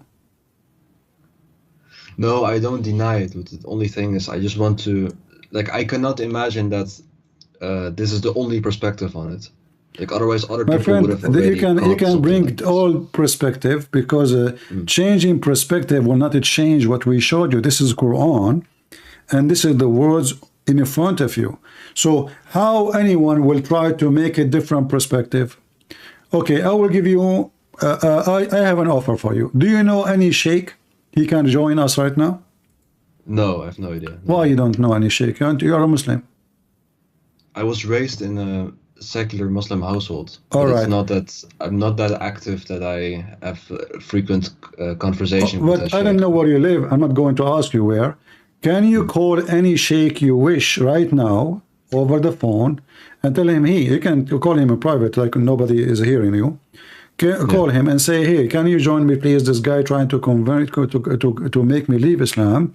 Can you come and refute him, please? I don't know any like real sheikhs like face. You do not need like to know the anyone. country Go I check live the in. internet. Who is a sheikh? You can call him for free and tell him I'm a Muslim. This is my story. Can you please join us? You do not need to know him. He's not a doctor. He will charge you for, you know, consultation. Actually, Muhammad, he does. He charges for consultation. Oh yeah, Muhammad, he will not even speak to you in private unless you pay him. Do you have hadith? Not hadith, we have Quran. Can you show me where he does say that? Okay.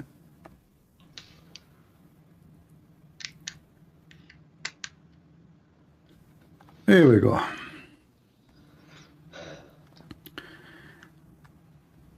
If you want to speak to the Prophet,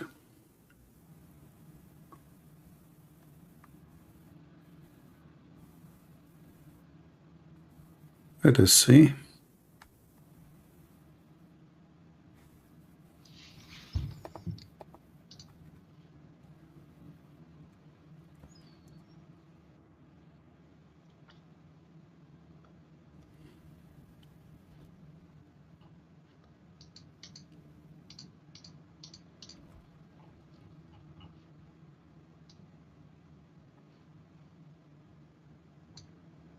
Read with me this verse. Let us show you this verse. This one will be good. By the way, did you pay me anything to talk to me? No. No, I'm just asking, you know, in case. No. All right. I What do you only see think? the What do you Arabic, think about a person claim he is serving God, but he will not talk to you unless you pay him? Would be really weird. What if I say now to people who they are listening to me, listen, if you want to go to heaven, pay me. What do you think about that? Ridiculous. Well, this is what your prophet did. Chapter 9, verse 103. Take sadaqah, alms from their wealth. 103. Higher, yeah. Think so. Okay. So when you take sadaqah from them, you give it to Muhammad. Okay. Is that so, by the way? Huh? Directly to him? Like, I thought it in general, like it's just a central place and then it gets given to the poor Muhammad people. is a man, you know, there's no state yet, you know. There's no state. He's just a man like me, you know. I'm talking, he's trying to collect believers. And then there's some they accept, there's some they don't believe, but he's saying to them clearly,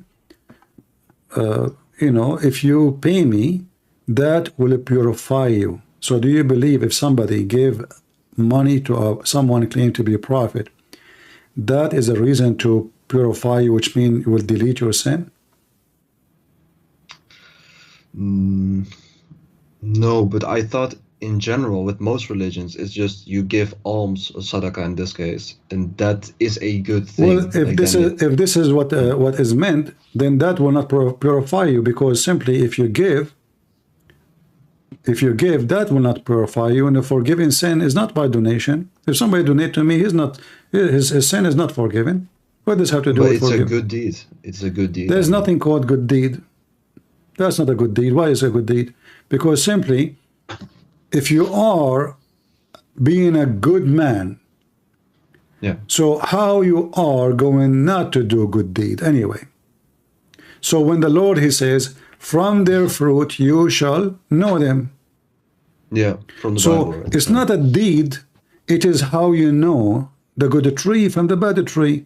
So if this is a good deed, well, you give it to the poor, not to Muhammad. Yeah, but this, okay, I see what you mean, but this sentence in particular, No it's just problem. about Let us go to different one. I will show you no, this no, one. but just I want to know, I want to understand. Like, for example, like they say, okay, take that the alms from their wealth, but then what happens is like, okay, they take the alms and then they give it to the poor people. So, yeah, I don't see the particular problem with that aspect. It's not. It doesn't say it has to go directly to the prophet. Like nowadays, of course, it Who is can't the even one? go to. Who is the one will go? You know, to him the money. Muhammad, he have 13 wives. What his job to pay for 13 houses? And all of them they have slaves and servants.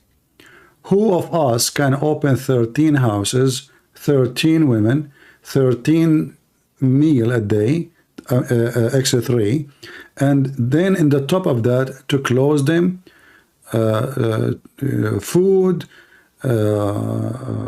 or whatever cost of a house. How many? Not by the alms, not by the sadaqah. What is the At job least of Muhammad then? What he do? Okay, but I think like he throughout, especially throughout the later parts of his life, I thought he earned quite a lot of money as well as he prophesied. I thought that. Okay, so Not by the sadaqah. if you are a prophet, you know the purpose of anything. There's a purpose, right? If I give money, there's a purpose, right? Yeah, of course. Okay, so does it say there that the money they will pay is made or paid to purify them, or because it's a good deed? The money that's being given is made to purify them, or is because it's a good deed? You say that? Okay, if it's a good deed, then that's not enough to purify you. Because purifying you mean erase your sin. Yeah. Okay, so if I pay Muhammad, my sin is erased, correct? But that's not what it says. It just says like give the alms like to the poor people. To do what? To do no. Where is the poor people? Where is the poor people? Well, that's what an alm means, right? That's what sadaqah means, I assume. So, you are giving it to Muhammad. But it doesn't say that it goes to him. Sadaqah, no, it doesn't say it goes to the poor. Sadaqah, he is the man. Okay, let us go. Let us find something more clear. Maybe this one for you is not enough.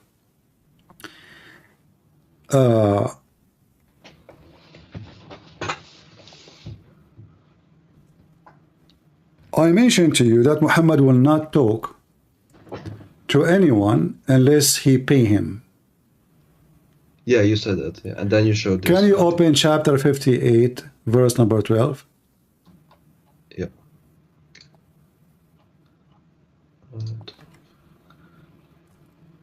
Do you want me to read it? Go ahead. Out loud? Okay. O believers, when you consult the messenger privately, give something in charity before your consultation. That is better and purer for you. But if you lack the means, then Allah is truly all-forgiving, most merciful. What is this? Okay. Why, if somebody want to talk to Muhammad, you have to pay Muhammad? Okay, I see what you mean. The only counter I can give, and like I don't want to just attack in that case, but the only counter is maybe that he says, okay, you get the consultation, which is great, of course, but then just do another good deed by giving charity to poor people. Maybe No, that's you a see, combination. focus with me. This consultation is the reason to pay. Is that correct? Yeah. Okay. Yeah. So, but shouldn't people give anyway? I mean, what is the connection? Before you talk to the prophet, you better give something. It does say in charity. It's charity to Muhammad. You see, you are focusing behind charity. It's charity for sure. I mean, you know, I pay the prophet, but charity should not be have for return. If I give a charity and I receive return, so if I go to the doctor and then I pay the doctor in order to speak to the doctor, how in the world that is a charity? It's not, no. Okay, so Muhammad now is a prophet. And in order to speak to the prophet, I have to pay the prophet. and then he said this is a charity. He's just covering the you know, his love to money. Doesn't it in Arabic say something similar to sadaqah, and then it would imply charity to my poor people? friend, it says najwakukum sadaqa, but this is still is to meet Muhammad. The reason is, if I say to you, I cannot talk to you, sorry, unless you pay me. How in the world that is a charity? Can you show me the tafsir? Maybe that if the tafsir says the same thing. The tafsir always they will make Muhammad the angel. Or, you know, those are Muslims who worship Muhammad. What do you expect with tafsir? But even tafsir, still you have to pay Muhammad. Yeah, but if do they say that the charity goes my to friend, a... does the Quran say that the charity goes here and there? No, it says to Muhammad. So anything will be added later. It can be anything. I can add now. He gave it to the poor. But the It Quran doesn't say directly that the charity goes you see, to him. no, it have to go to Muhammad. Okay, when Muhammad, he was sent by God, correct? Yeah. Okay, did Muhammad promise those who give money to Muhammad multiply of reward in heaven?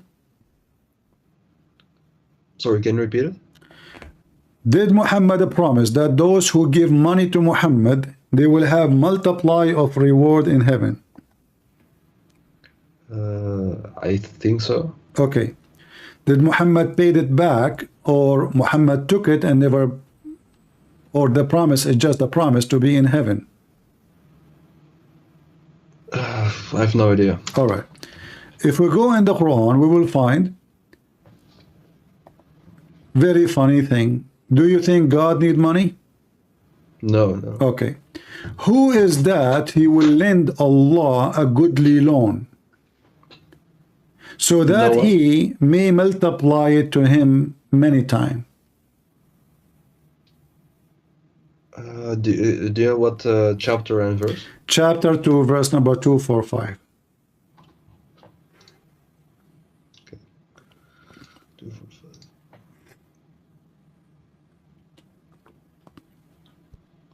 So that he may multiply it. Goodly loan. You know, there's a goodly loan and bad loan. No, but maybe there's meant something else instead of this literal thing. Like that's Loan why is a I have loan. no idea, but it doesn't So make what sense is the with this. purpose of this loan, and why Allah will multiply to you your loan? Maybe it's something different than a loan, what we know in the financial No, world. it's about money. You can open the interpretation, no problem. Anything I say to you, by Yeah. the way, take your time and it's money. It's money. Who is the one who will lend Allah a goodly loan? Can't Allah support Muhammad with all the gold and the silver in the world? If he wanted to, yeah. So He could. why he could Allah? supply Why it. Allah begging for money? Yeah, but that's an interpretation. I know what you like. It Not it does interpretation. look It like says this. that. I mean, what interpretation? I'm reading in Arabic, in English, whatever you want. من ذا الذي يقرض الله قرضا حسنا فيضاعفه. Do you Muslims believe that interest is haram? Yeah, it is. But isn't it this is interest? Yeah, but if it's the similar loan as we know it in the financial world, then yeah. It's money. It's money. It's not anything else. It's money. It's just money. Yeah, but what I mean to say, like, can we open tafsir for this ayat? Okay, we will go to the tafsir, chapter 2, verse number 245. All right.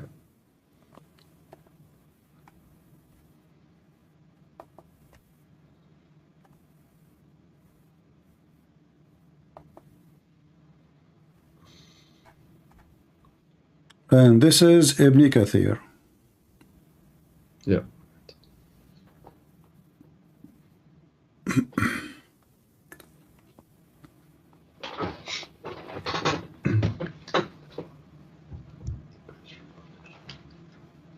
Here we go. This is Ibn Kathir. Yeah. In this ayah, Allah encouraged his servants to spend in his cause. Allah mentioned this same ayah in several other parts of his glorious Quran. And the hadith mentioned, وَمَنْ يُقْرِضُ غَيْرَ عَدِيمٍ وَلَا ظَلُومٍ. Who would give the loan, he would be neither poor nor unjust. Okay. And then he says, فَيُضَاعِفُهُ لَهُ أَضْعَافًا كَثِيرًا. Then he will multiply for him many times. Okay, so now it's the same. You give money, Allah will give it, multiply for you many times.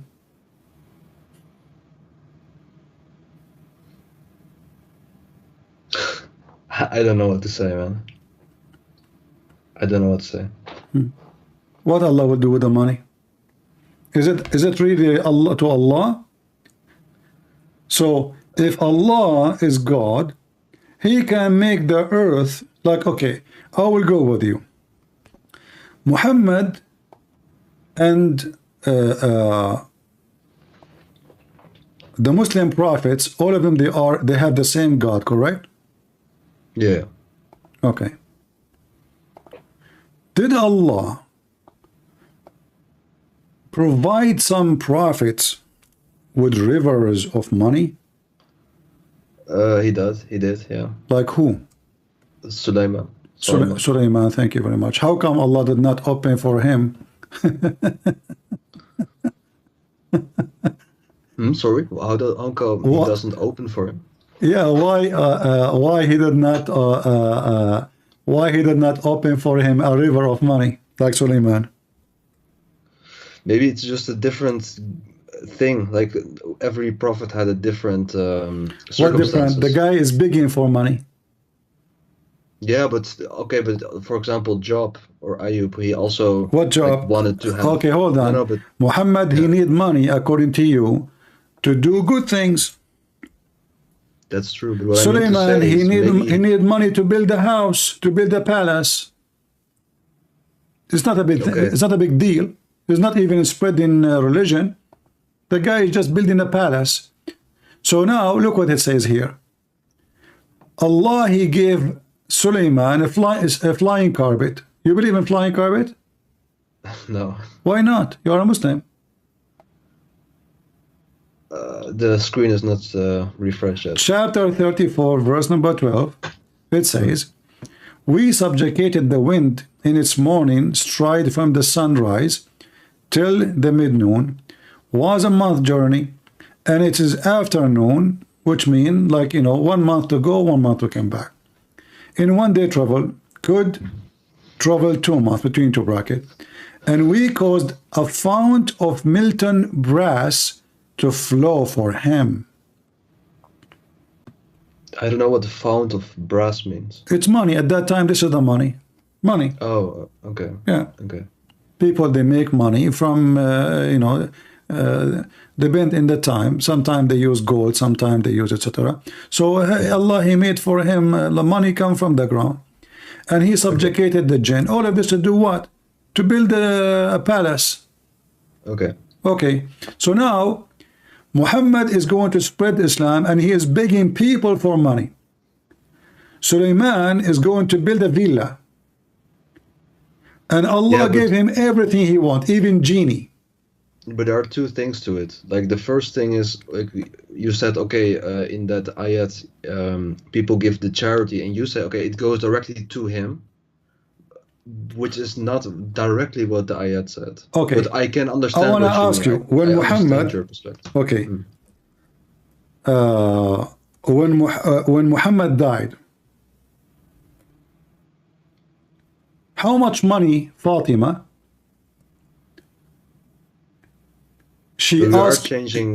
We are a bit jumping. No, we are not, because if Muhammad is not taking money to his pocket, then Muhammad should not be able to give cities and towns as gifts, or his daughter she will inherit.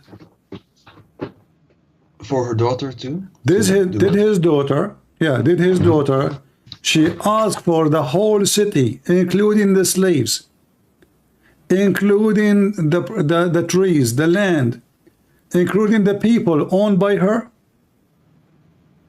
I'm not familiar with this. No. Okay. Let's see.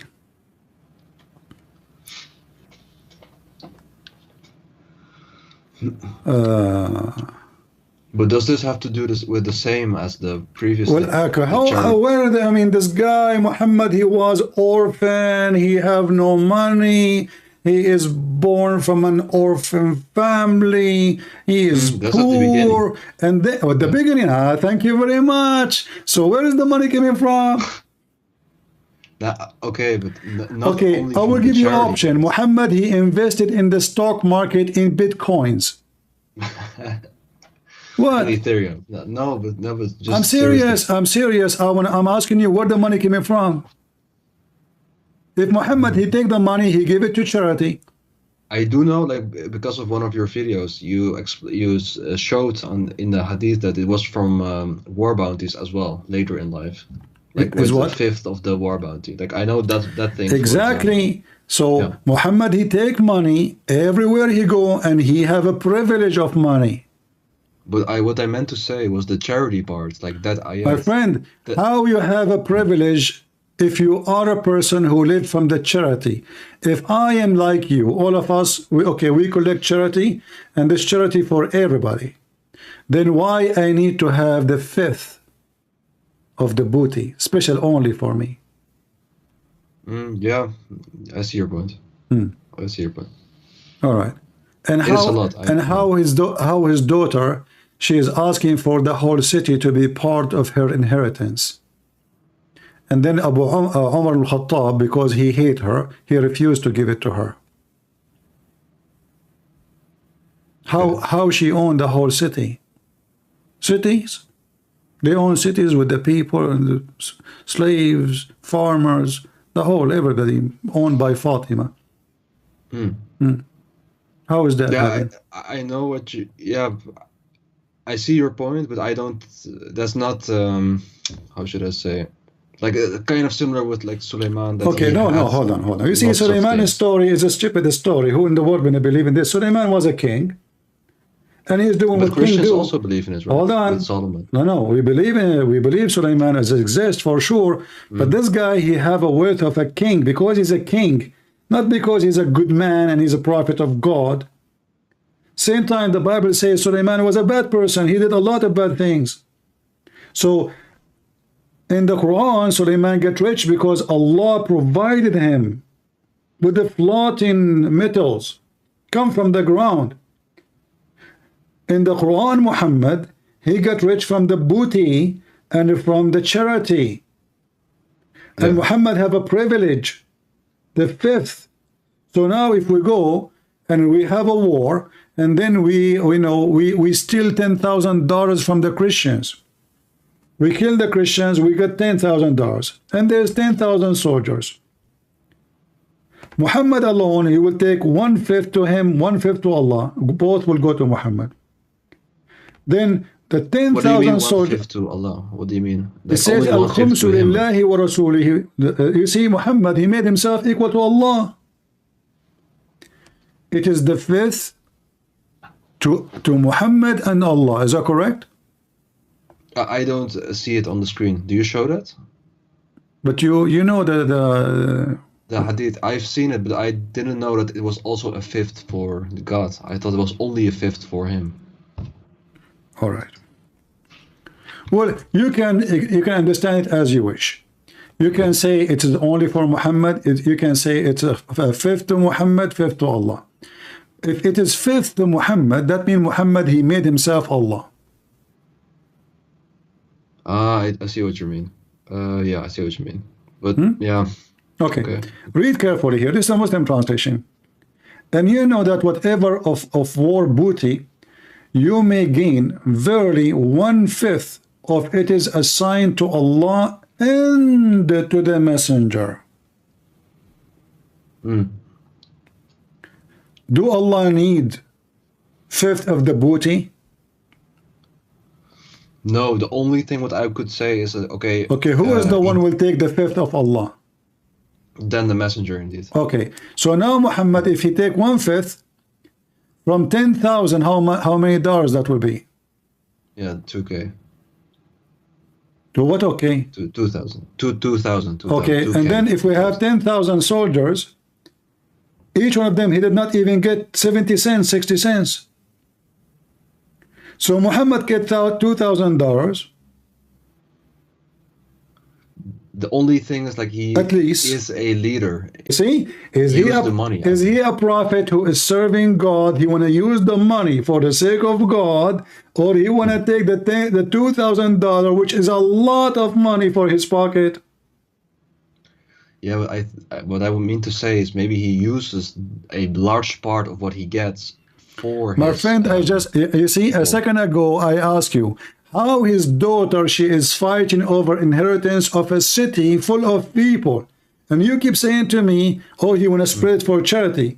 A person who is spread for charity, first, he do not need to take fifth of body, because his people will not let him hungry. Do you think the Muslims will let Muhammad hungry? No. Okay, so why he need money? No, I thought just to use it If in a good way. If I am a prophet and I have thousands of people willing to die for me, how many of them they will bring me food every day? How many of them they will be happy to serve me? So why I need to take the fifth of the booty? Do you know that Muhammad, he have 16 privilege? 16? I heard a few. Like, for example, the amount of wives that he could have at one time. No, That's did you hear that Muhammad, if his eyes fail into a woman, her husband must divorce her? Yeah, I heard thanks to you. Okay. I saw the video. Yeah. Okay, what is your opinion? I also don't think that's a good thing. What do you mean it's not a good thing? With my limited understanding, I would say that it's seems weird to me. If I say is that what it seems to you, really? I mean, are you, you see, I'm giving you all the time, I'm being patient with you. So if a man, he claimed to be a prophet, and then, with my respect, your wife, I don't know if you're married or not. No, I'm not.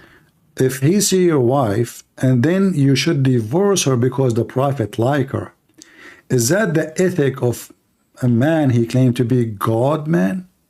No. Okay, so why are you still confused about if Muhammad is a prophet or not? Are you going to say to me now, I want to look at it? It's hard to just make a statement, like it's not a statement. It's not a statement. Did I show you anything without proof? No. Okay. This is Muhammad, and this is the official government website of the Kingdom of Jordan. I can show it to you from Saudi. It doesn't matter. And this is the book of Al-Qurtubi. And here it says, if the prophet, his eyes fall into a woman, her husband must divorce her. He have 16 privilege. More than 80% of them is about money and sex. What the privilege is about. And not to make it more even disgusting, read with me. Number 10th, if he see a woman, her husband must divorce her. He must divorce her. This is Google translation. In Arabic, it says, إذا وقع نظره على امرأة وجب على زوجها طلاقها. If his eyes fall into a woman, her husband must divorce her so the prophet can F her. I see. Yeah. What do you see?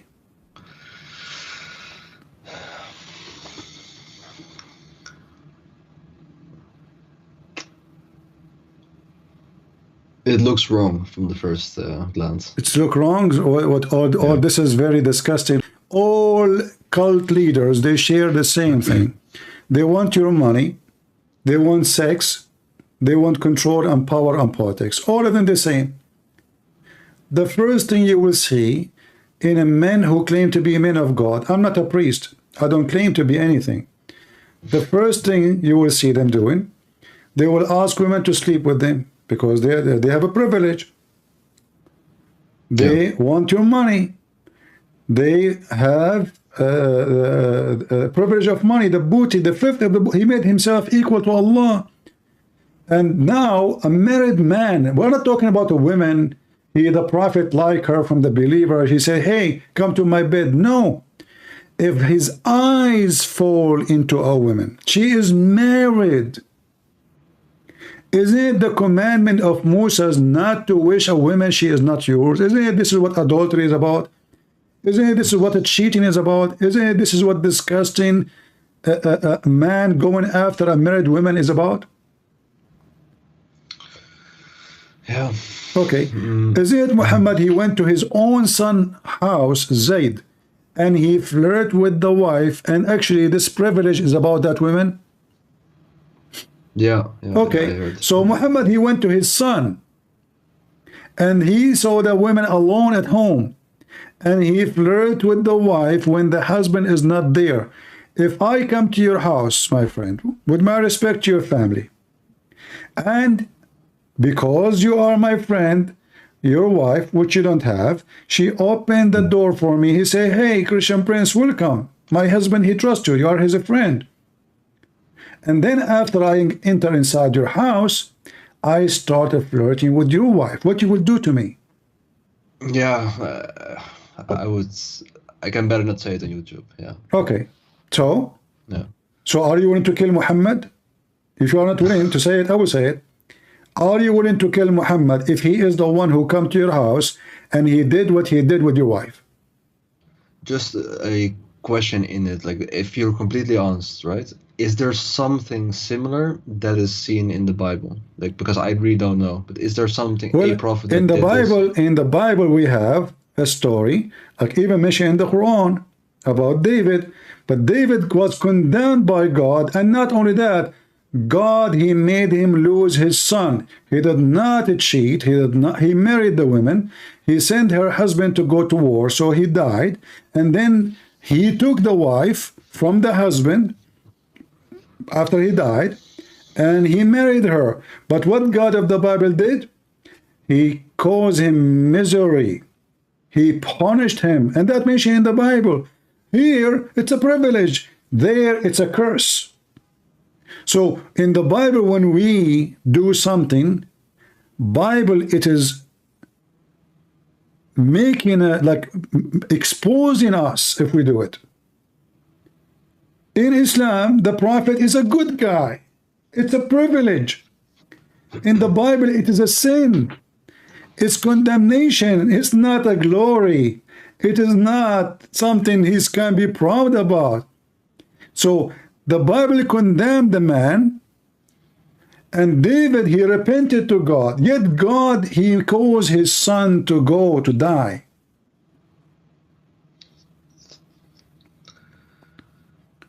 So we cannot compare.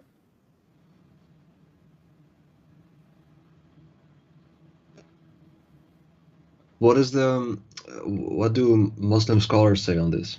They say what I say. They say he went. They said he went to his own son. I can show you the story, and it says, you know, when he saw her, he says, "Subhanallah mu'alliful qulub." Praise be to Allah who made my heart flip for you. But what, according to the scholar, what's a good thing about this? Yeah, this is a scholar. Those are scholars, my friend. This is Al-Qurtubi. It says a privilege. They are saying this is a privilege. Why? It's a privilege because he's a prophet. He can do that. Because he's a prophet, he can take women from their husbands. Muslim women, not the enemy, not the booty. Okay. Aren't you going to leave Islam today, my friend? Still you want to say to me, I want to look at it? Mistakes in the Quran, contradiction in the Quran. I want to ask you, do you know where hail coming from? Just like the snowstorm kind of thing, right? Yeah, You yeah. mean that? Yeah, the ice, Yeah. like the ice rain. Yeah. Where is coming from? It's just what's the English word? From the clouds, so to say. So I don't know how to explain. Like it gets formed in the clouds. I heard that hail is coming from mountains in the sky where Allah, he break it and he throw it at us. Yeah, if you can show me. You know, I show you what, I'm just fabricating a story now. Okay. So what do you think if I say that? Is that like a good thing, or? I don't think so, no. So you think it's smart thing? Give me a title. Describe me. Do I look for you if I say so? Yeah. Okay, thank you. I appreciate your honesty. I hope now you will not change your mind after 2 seconds. This is what the Quran says. Allah, look at what the Muslim they do to fix it. They say he sent he sent from the sky hail like mountains. When in the Quran it says من السماء من جبال فيها. He sent down from the sky from mountains in it. From where? From mountains. So the God of Muhammad, he think that there's a flying mountains like the movie Avatar, and he break ice and he send it on us.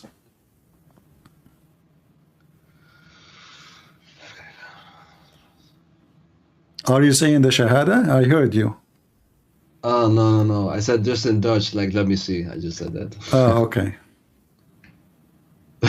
No, not the Shahada, not. But can you show me the English part? Yeah, I'm sorry though. This is a false translation, by the way. I can show you the interpretation if you want. Yeah, please. Okay. Oh, this is already the interpretation. Oh, no, never mind. No, the Tafsir at-Tabari, what it says there, you can show that. I will show you whatever you want. You will see that the Muslims, you know, through time, they try to change the interpretation. So like if you, because now we know that this, so what the Muslim they will do, they will change it. They will not say this is what it says. So if we go right now and check, let us see here.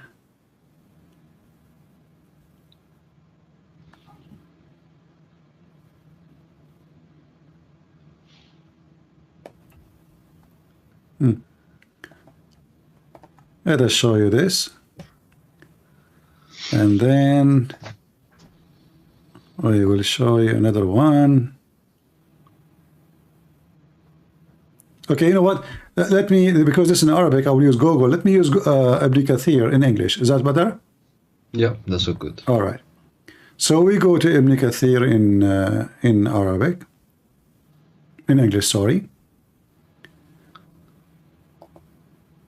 For that will give us a better ability to read. Chapter of An-Nur.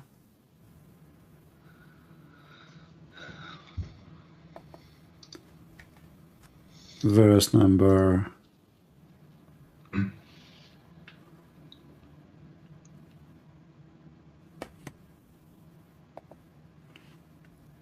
I hope people are watching, they are learning, you know, and they are taking notes. All right, verse number 43, 44. All right, so read with me what Ibn Kathir is saying.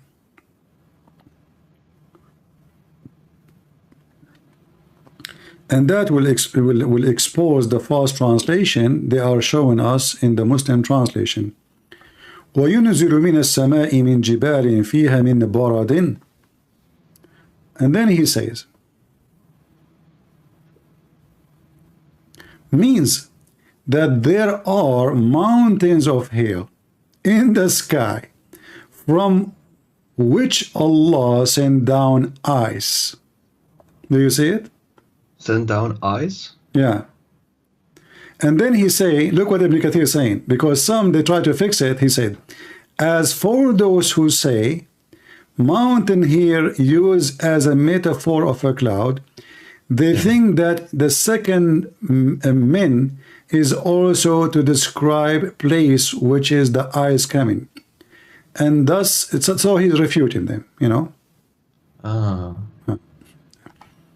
But the Arabic is so clear. Allah sent mountains. Allah sent from mountains from heaven.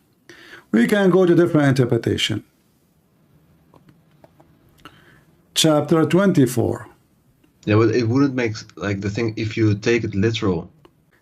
It says talking about something physical. It's not about spiritual, like somebody touch your heart. It's talking about rain and ice. Okay, what is the metaphorical of ice coming from mountains? Go ahead, give me. I have no idea, man. Okay, so this is, you know, got me. Okay, so he sent down from the heaven mountain where is hail. Do you see it? Yeah. Let me see.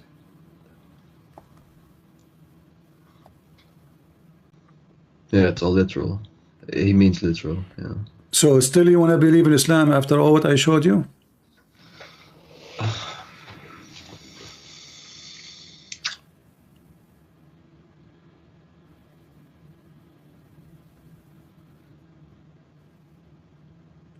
If you say that still you want to believe in Islam after all what I showed you, I will ask Allah to send a mountain of hail in the top of your head. So what do you think? You made some good points. Quite a lot of good points. Yeah, it's hard for me to just denounce it right away. It's hard, man. It's hard. It's hard or it's easy. It's if it's wrong, it's wrong. Hard. Who care about how hard it is? You know, I mean, hard is hard. Yeah. So, but is it better to leave such a thing or? Okay, let me just say something else. The thing is that I do know that God exists. I've thought about it quite a lot, read a lot of different things. I know that for sure. It's also why I read the Bible a little bit, just as a starter. But it's I don't have a good alternative, completely defined for myself. My Or friend, not just for there's myself, nothing. for- We are not talking about alternative now. We are talking about: are we going to follow something we are convinced it is wrong and false? No. Alternative is something different, you know. Alternative. Okay, I will find something different, but we will not just find something just to find something. If it's true, we will find something truthful, but we will not stay with something false just because I need to find alternative. So, do you denounce Muhammad to be a prophet of Allah? Yeah, but that's the thing. Like, I can't just say it because I don't want to be a complete atheist. I don't think that's a Who good said thing. you are going to be complete atheist? As if you believe in God, you're not atheist. Atheist, somebody don't believe in God. So you can denounce Islam now, and then you start your search journey. You believe in God in your heart, and then you will find what you are looking for. I'm not asking you to be somebody told you I'm an atheist. I'm not. No, I know. Okay, so I did not ask you to become an atheist. I said to you, do you denounce Muhammad as a prophet?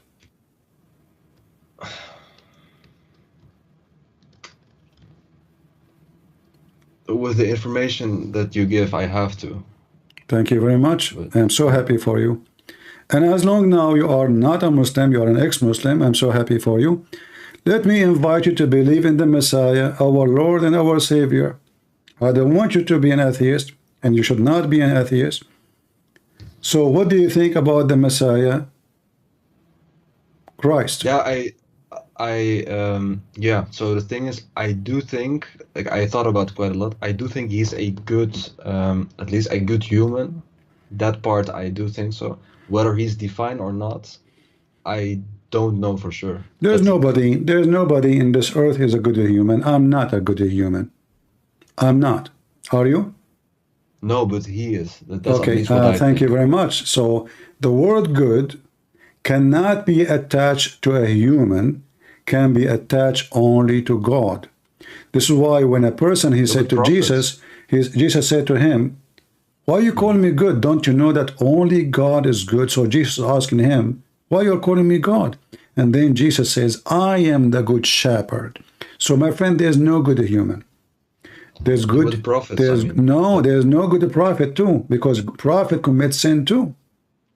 Prophets commit sin. You see, just to make it simple for you, like, do people born prophet or they grow and they become man and etc.? They do, right? Yeah. Okay, so when you are a teenage and whatever, and you are young, and don't we do things which is not right? Yeah, but we are just normal people. Doesn't matter. All people are sinners. All people are sinners. So people commit sin, but Jesus never did. So what makes Jesus different? That every human being is a sinner. However, God in the flesh is not.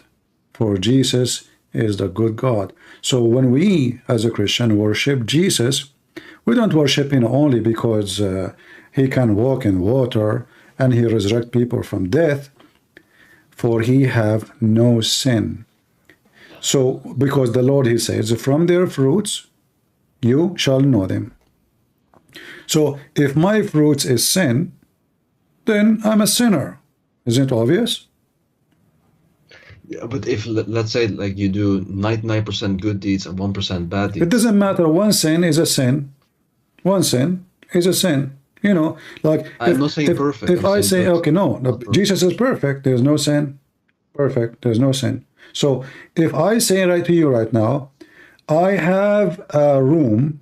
It's perfectly clean, but there is a spot of dirt. Can I say that the room have no dirt? No, you can't. That's it.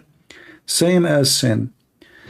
Every sin we do is a crack in our glass. You cannot say I have no cracks. In the case of Jesus, he has zero sin. So you have Jesus who can raise people from death. You have Jesus who forgives sin. You have Jesus who do all kinds of miracles, unbelievable miracles. For many who they are atheists, they can't believe it. And yet, in the top of that, he have the miracle of miracles. It's him. Not only he is born with no father, not only he is still alive, yet he have something nobody have. Zero sin. Which means his nature is a nature of divine, because divine don't do sin. It's against his nature, not because he cannot, but it's against his nature. It's saying, like, can the holy become dirty? No, you cannot. Because simply, not because he cannot, but because it is his nature to be holy. So no dirt can affect him. Like, the Muslim, when they say, you cannot take the Quran to the bathroom. Haram, haram. Okay, why? Yeah. Because, okay, is Allah in the bathroom? They will say no. Okay, who is in the bathroom? Shaitan. Which is very funny and very childish to believe in such a thing. All of us, we knew that if you have a swamp, and the swamp is a very dirty water, and then this swamp is exposed to the sun, slowly, the sun will destroy every single bacteria in the swamp, correct? Yeah. So the sun is going inside the water, but yet the sun is not getting dirty. I see. Yeah. That is how Jesus is. He go through this earth, which is full of sin. That's why he said, I am the light of this world. But this light, which penetrated through us, which we full of sin, which is dirt, but that light will not be getting dirt. For the light of God never be affected by a sin of man. But just another question. If we look at, for example, in Judaism, like just an older Abrahamic faith, there isn't a concept of multiple person in one God, so to say. No, that's false. From the first book of Genesis open, it says God and his spirit, and then you will find in Genesis how God, he appeared to Abraham. Appear as what? 3 men. The Lord himself, he came to Abraham as a 3 men, and then Jesus said, before Abraham I am. So we have tons of stories, tons of verses from the Old Testament proving that God the Father, God the Son, God the Holy Spirit. God is a man too, not only just God as the Father, God as a man. So when when Abraham, he saw the Father, he saw God, and God, he came to him in the form of a 3. God came to him Like, why he chose a 3? I mean, Yeah. why not 4? Why not 5? Why not 6? You know. So Mm. always in the Bible, the numbers mean something. They are not. It's like just for it's a fiction movie. Numbers have to be connected with God message. So when God he came to Abraham, and Abraham he bowed down to worship God. God who came to Abraham was a man, in the form of a man, and he called him Lord. And the Lord, he promised Abraham and his wife to have a son. And Jesus says, before Abraham I am. When the Jews, they said to him, what are you talking about? You're not even 50 years old, yet you claim that you before Abraham. He says, truly, truly, I say to you, before Abraham I am, and he saw my day, and he rejoiced for it. So Yeah. and at the same time, like you will see a Muslim speaking about the monotheism, he think he have something powerful. You see, monotheism is not an advantage or disadvantage. If somebody, he believe in 7,000 million God, but they are real, well, he's not wrong. They are real. Yeah, I agree. I agree. So the idea that you believe in 3 God and you believe in 1 God, which is not true. We don't believe in 3 gods. But even if they say so, it's a very silly thing. Is it about how many they are, or it's about how truthful what you believe? Yeah. So if I refuse the 35 million gods of the Hindus, it's not because the number is funny. It's because the belief is funny. But if they are 35 million God, then what they can do about it? It's me who decide how many God they are. So if the God of Muslim, he says, I am 5 gods, can the Muslim laugh at it? No. Suddenly the monotheism, there will not be monotheism. Just because Muhammad says so, they follow.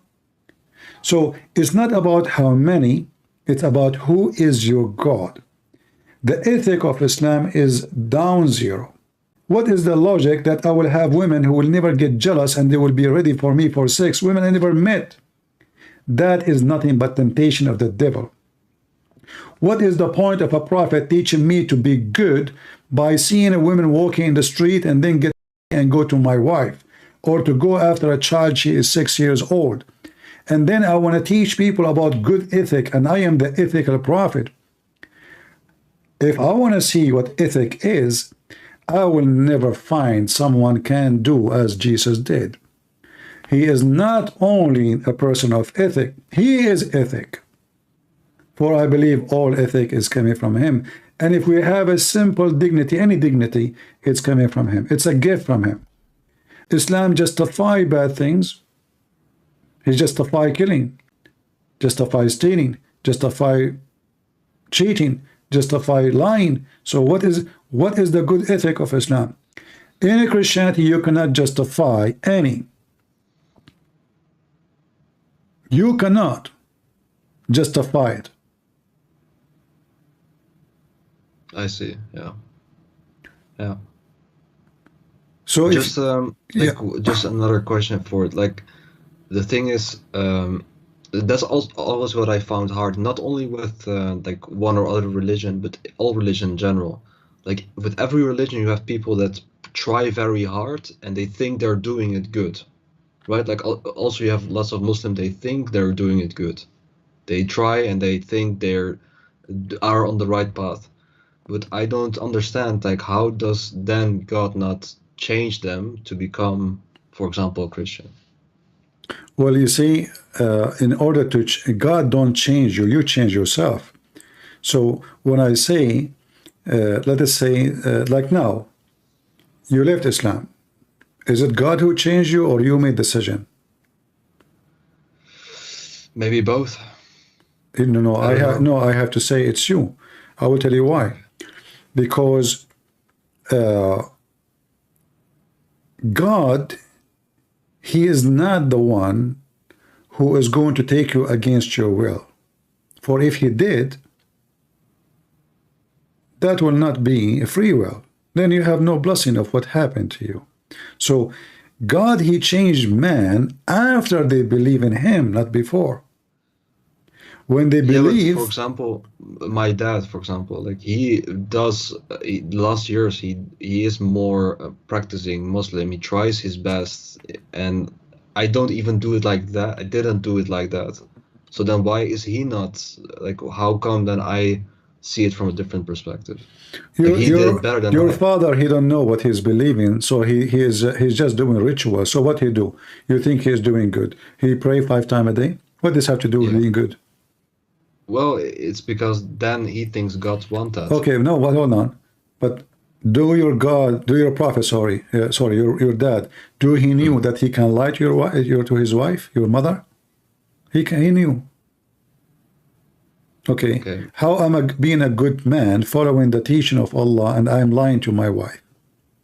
How that If is a he blessing? thinks that if he thinks that the religion is good, I mean from that way. So what you are saying, that I myself thinking that what I'm doing, which is wrong, is good, and that make me feel I'm doing good, but this is still bad. You know, it doesn't matter what you feel. So if I go and rob a bank, I can justify it. I can say this is not the money of the people. Those are big companies. They own billions. So and the people will get their money anyway. I can justify it, but you know and I know that this is nothing but a theft. It's a crime, correct? Yeah. Okay. So if I do follow Allah, doesn't justify me or make me look better. In fact, it look me more guilty, because I am following blindly without checking which God he gave me. Even if you as a Muslim, God gave you, you feel when you kill somebody, when the blood comes from the person, you know it's wrong, it's disgusting, it's ugly, you know. So we have that in our heart, but Islam do its best to a human person inside you. Christ resurrect you as a human. There's a huge difference. When those Hamas, they go and kidnap children, 8-month-old, and rape a girl, she is not even 6 years old, and then they bring a woman, she is not even almost 100 years old, all of this for political gain and military gain. Where was the ethic? What about you go and you fight the prisoner, the Israeli, and even if you want to take a prisoner of war, you know, if this is what you want to do, then why you are crying if they come and take all of you together as slaves? If you do that, they can do that to you. So if Muslims believe in Islam, then they should believe that what we do to others is going to be done to us. You know the hadith where it says, Muhammad, he said, that the best of mankind is the one who go and bring them with the chain around their necks. Do you know the hadith? No, I don't know. Okay. So Muhammad, he said the following hadith.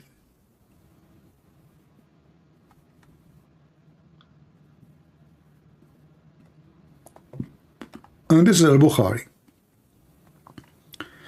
You are the best people ever, raised between two brackets to the benefit of mankind, chapter 3 verse 110. And the funny, by the way, the Muslim, they keep making speeches about the Jews that they believe that they are chosen people of God, when the fact the Muslim believe in the same thing. So look, they are the best of mankind for the benefit of mankind. When you see the word benefit, you think, oh, that's a good benefit. Yeah. What is the benefit? To bring them with the chain around their necks until they embrace Islam. Anyone Does is not chain from around us. their neck mean that you pull them to? Yeah, in slavery. So they make you enter into humility stage. They take your land, they take your wife, they take your money, they take everything from you, and now they put a chain around your neck, and that is for the benefit of mankind. So my friend, I invite you to believe in Jesus, and if you have a question, give it to me. Yeah, maybe just like a general question. I saw in one of your videos that you said that you don't believe in a denomination. You said you're just Christian, that's it, basically. Well, Is that correct? did Jesus create any denomination? No, but That's it. I believe in Jesus. No, denomination does not exist. This is the creation of a priest and men who they are fighting over politics. if you check the reason for all those things, you will find it's about politics, kings and royals, and this is this have nothing to do with Jesus. Anything involved money, politics, power is not from Christ. So people, the one who divide us, the Bible is making it clear. Division is not from God. Division is from the devil. So we as a Christians, we believe in Jesus, and Jesus is our Savior, not a sect. We don't believe in sect. Who is going to save us? It's not being Catholic or Protestant or Orthodox. It's being follower of Christ, for he is the Savior. Christian Prince cannot save you. I cannot even save myself. So who's going to save me? Jesus. It's not a bishop. It's not the Pope. It's not a Protestant. It's not Orthodox. Nobody can save you. Save one person. That is the Messiah. This is what Christianity is about. So to be Christian is to follow Jesus, the Christ. Everything created by him and for him. It's not a bishop. It's not a priest. All men are sinners, the Bible says. All men. men. The theology is slightly different. Like no, theology, it's not even important. If you check it out, you will find that they are very silly, and they are debating about all things. It's so silly. And like, should we say Hail Mary? Actually, it's in the Bible. The angel, they say to her, blessed are you, Mary. So, they try, that's what the devil try to do, try to divide us so we will not be united. Do you have general advice for someone who's either embracing Christianity or really close to it? Like to check. Don't follow a sect. Don't follow a sect. Okay. Follow Jesus, my friend. Okay. Don't say I'm a Protestant. Don't say I'm a Catholic. Don't say I'm Orthodox. Say I am a Christian. This is how the Bible calls us. We don't have other name. You follow Christ, you belong to him. You follow a priest, you belong to the priest. I will never follow a priest. The wise man follow Jesus Christ, then? Christ only. Yeah. Because he is the only one has no sin. He is the only one is perfect. Why you want to follow someone? He is not perfect. He do wrong. He confess his sin. All of the Bible confirm that all of us, we should confess our sin to each other. So if all of us, we confess, which means even the disciple of Jesus, they confess their sin to each other. Which means we don't even follow the disciple of Jesus. We follow what God gave them to tell us. We follow what God said to them to tell us. We are not their followers. We have one master, that is the Messiah. And how do you do it with church, for example? Like, how do you decide what church you go to or not go to? I say, through my experience, I have thousands and thousands of Muslims who left Islam talking to me. I always say to them, you go to a church, you see where you find yourself comfortable, beautiful, You find that there is a Spirit of God in that place, then that is the place. Because if you don't feel, because a church is just a building, and there is people, but there is some, they are fake. There is a priest who is there for money. There is a priest, he is not a man of God. The Bible warns us that there is, be aware of false teachers who will come to you in the clothes of a sheep, but they are wolves. So I cannot tell you which church you go to. You go, and when you find a place where you find peace and love, and you are connected with the Spirit of the Lord, then you are home. It's not about a person by name. It's not about a church as a location, as a geography. It's about where you find your peace and love. And then you will find the Lord. If I go to your house, and your house is so beautiful, villa, big villa, you are king, maybe, you are so rich, but then I found myself stranger. I found myself not comfortable. For some reason, I don't know why. Then this is not my house. And then I go to the house of somebody, he is poor, he have nothing fancy furniture, but I find myself beloved. I found myself welcomed. I found myself, I have a family. That is my home. So you will find what you are looking for. The Lord will help you. See, we spoke before about the Lord. You said to me, the Lord changed me. I say to you, the Lord changed you the second you decide to change yourself. So from this point, if you decide to become a Christian, and now you left Islam, the Lord will guide you and the Lord will be with you, and you will go through different experience, and then you grow in faith. The same as a tree, you know, when you plant a seed, the seed is small, start giving small tiny leaves, and you know, and then this is small tiny leaves, one day they will become big, huge, massive tree. Nobody can take it from the ground, not even a hurricane. So you have to go through the process, which is going to change you from iron to steel, and that will go through a process. It's not something that happen right away. So if you decide to become a Christian, always your refuge is the Messiah, and he will help you. I see. Thank you, man. Thank you. Just one final question that I have. All right. Is just about in general. Like, I heard Muslims say that as a critic, but I also read on it, and I'm curious.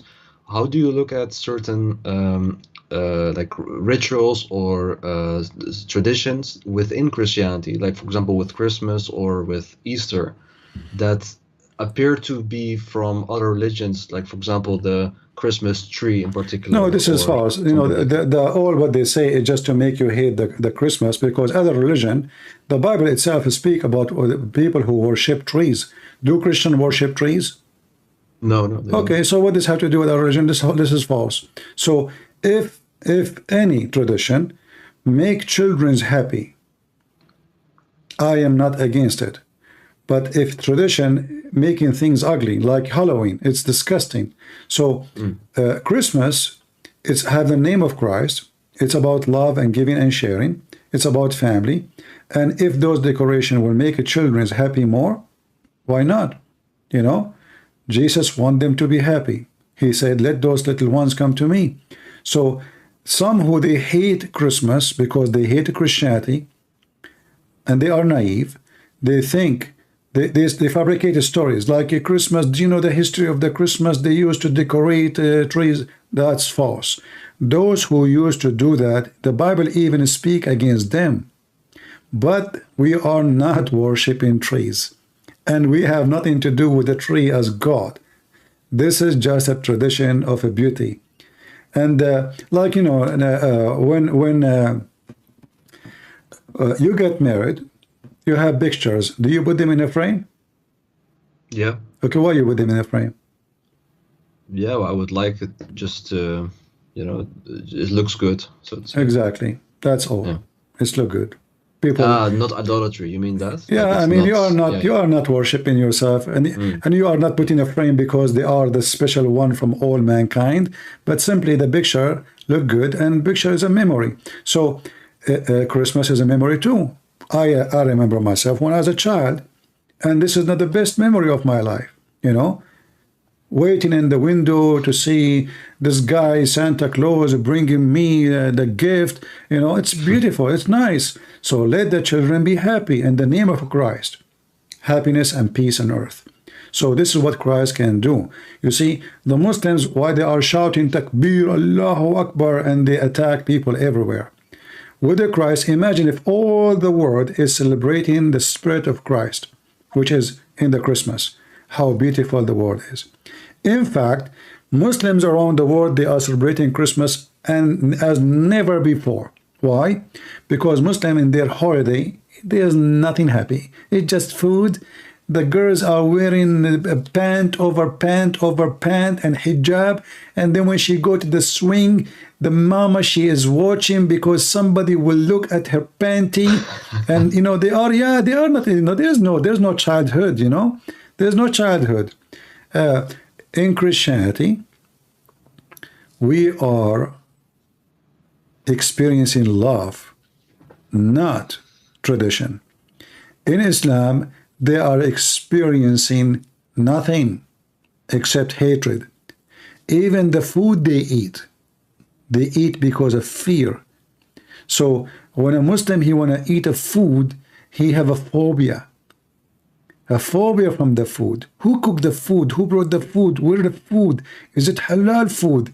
Even when they buy shoes, is it halal? Have you ever heard of halal shoes? Why you want to eat it? You know, I saw a sticker in a shoe. It says halal shoe. So Lili Dawa, he have halal cat food. This is I'm not joking. You can search it right now. Halal cat food. You did not see his videos? No, no. All his video, he sell halal cat food. So they are obsessed with rituals, halal cat food. I mean, it's a cat. The cat eat mice. The cat eat fly. The cat eat cockroaches. They claim it will make you a better person. Like, I go and kiss the black stone. What that will do to me?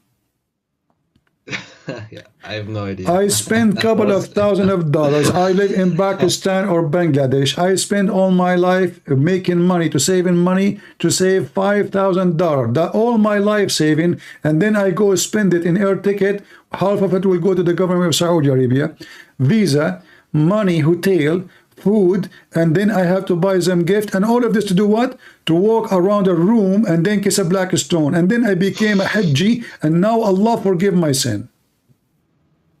Yeah. Allah will not forgive your sin unless you go around that room. You see, in a Christianity, this is why I say to you, it's not donation will purify you. It's not even a good deed will purify you. Because there's no good deed at the end of the day equal to your sin. Our sin is way far guilt more than any good deed we can do. So it's like saying, I do sin and then I buy some detergent and then I put myself in the laundry machine and I will become so clean. That is a very silly idea, because sin is in your mind, is in your brain, is in your breathe, and things you do in life. You know, we walk in the street, we see things, we wish things, we get tempted, and we cannot really claim, nobody can claim that he is a person who can. This is why the Bible says the wage of sin is death. The Bible did not say the wage of sin is death unless you pay God. God, you cannot bribe God. Or, you know, hey, I made a donation. Hey, you know, my sin is forgiven. That doesn't work. So we are forgiven by the grace of God. But however, our good deeds as a Christian should come automatically. That's why Jesus said, from their fruit you shall know them. And the good fruit is not you even going in the street and say, hey, I want to give you donation, and shouting about it. The Lord, he mentioned that if you give it with the right hand, don't let the other hand know. And he warned us not to pray like Muslims who pray in the corners so they can receive the glory of everybody. So the Messiah, he says, when you pray, you go to your closet and you close your door. So you pray to your Father, to your Lord in private, between you and him. Nobody saw me praying. I pray, I don't pray, none of anybody's business. Muslims, they even have a, like when I was a kid, I go to a house of a kid in my age, and his father sitting in the sofa, and he have little rock, and he keep hitting his face, his head, forehead with it. So what your father doing? This is funny, you know? Yeah. He says he is making dark spot. Why he's doing that? He said because people will think that he is praying all day long. Really? Oh yeah. This is why you see Hamas. Yeah, I'm serious. This is why you see Hamas. They have that dark spot in the top of their head, because this is supposedly showing that how many rak'ah, how many bone down. Ah, right. Yeah. I didn't know. Because the Quran says, Simatahum ala wujuhahum. So now every Muslim who want to have, he want to prove himself that he is, you know, he's a believer. What they do? Let me show you this picture so you can understand what I'm talking about. Yeah. Look at this. I just see it in a few seconds.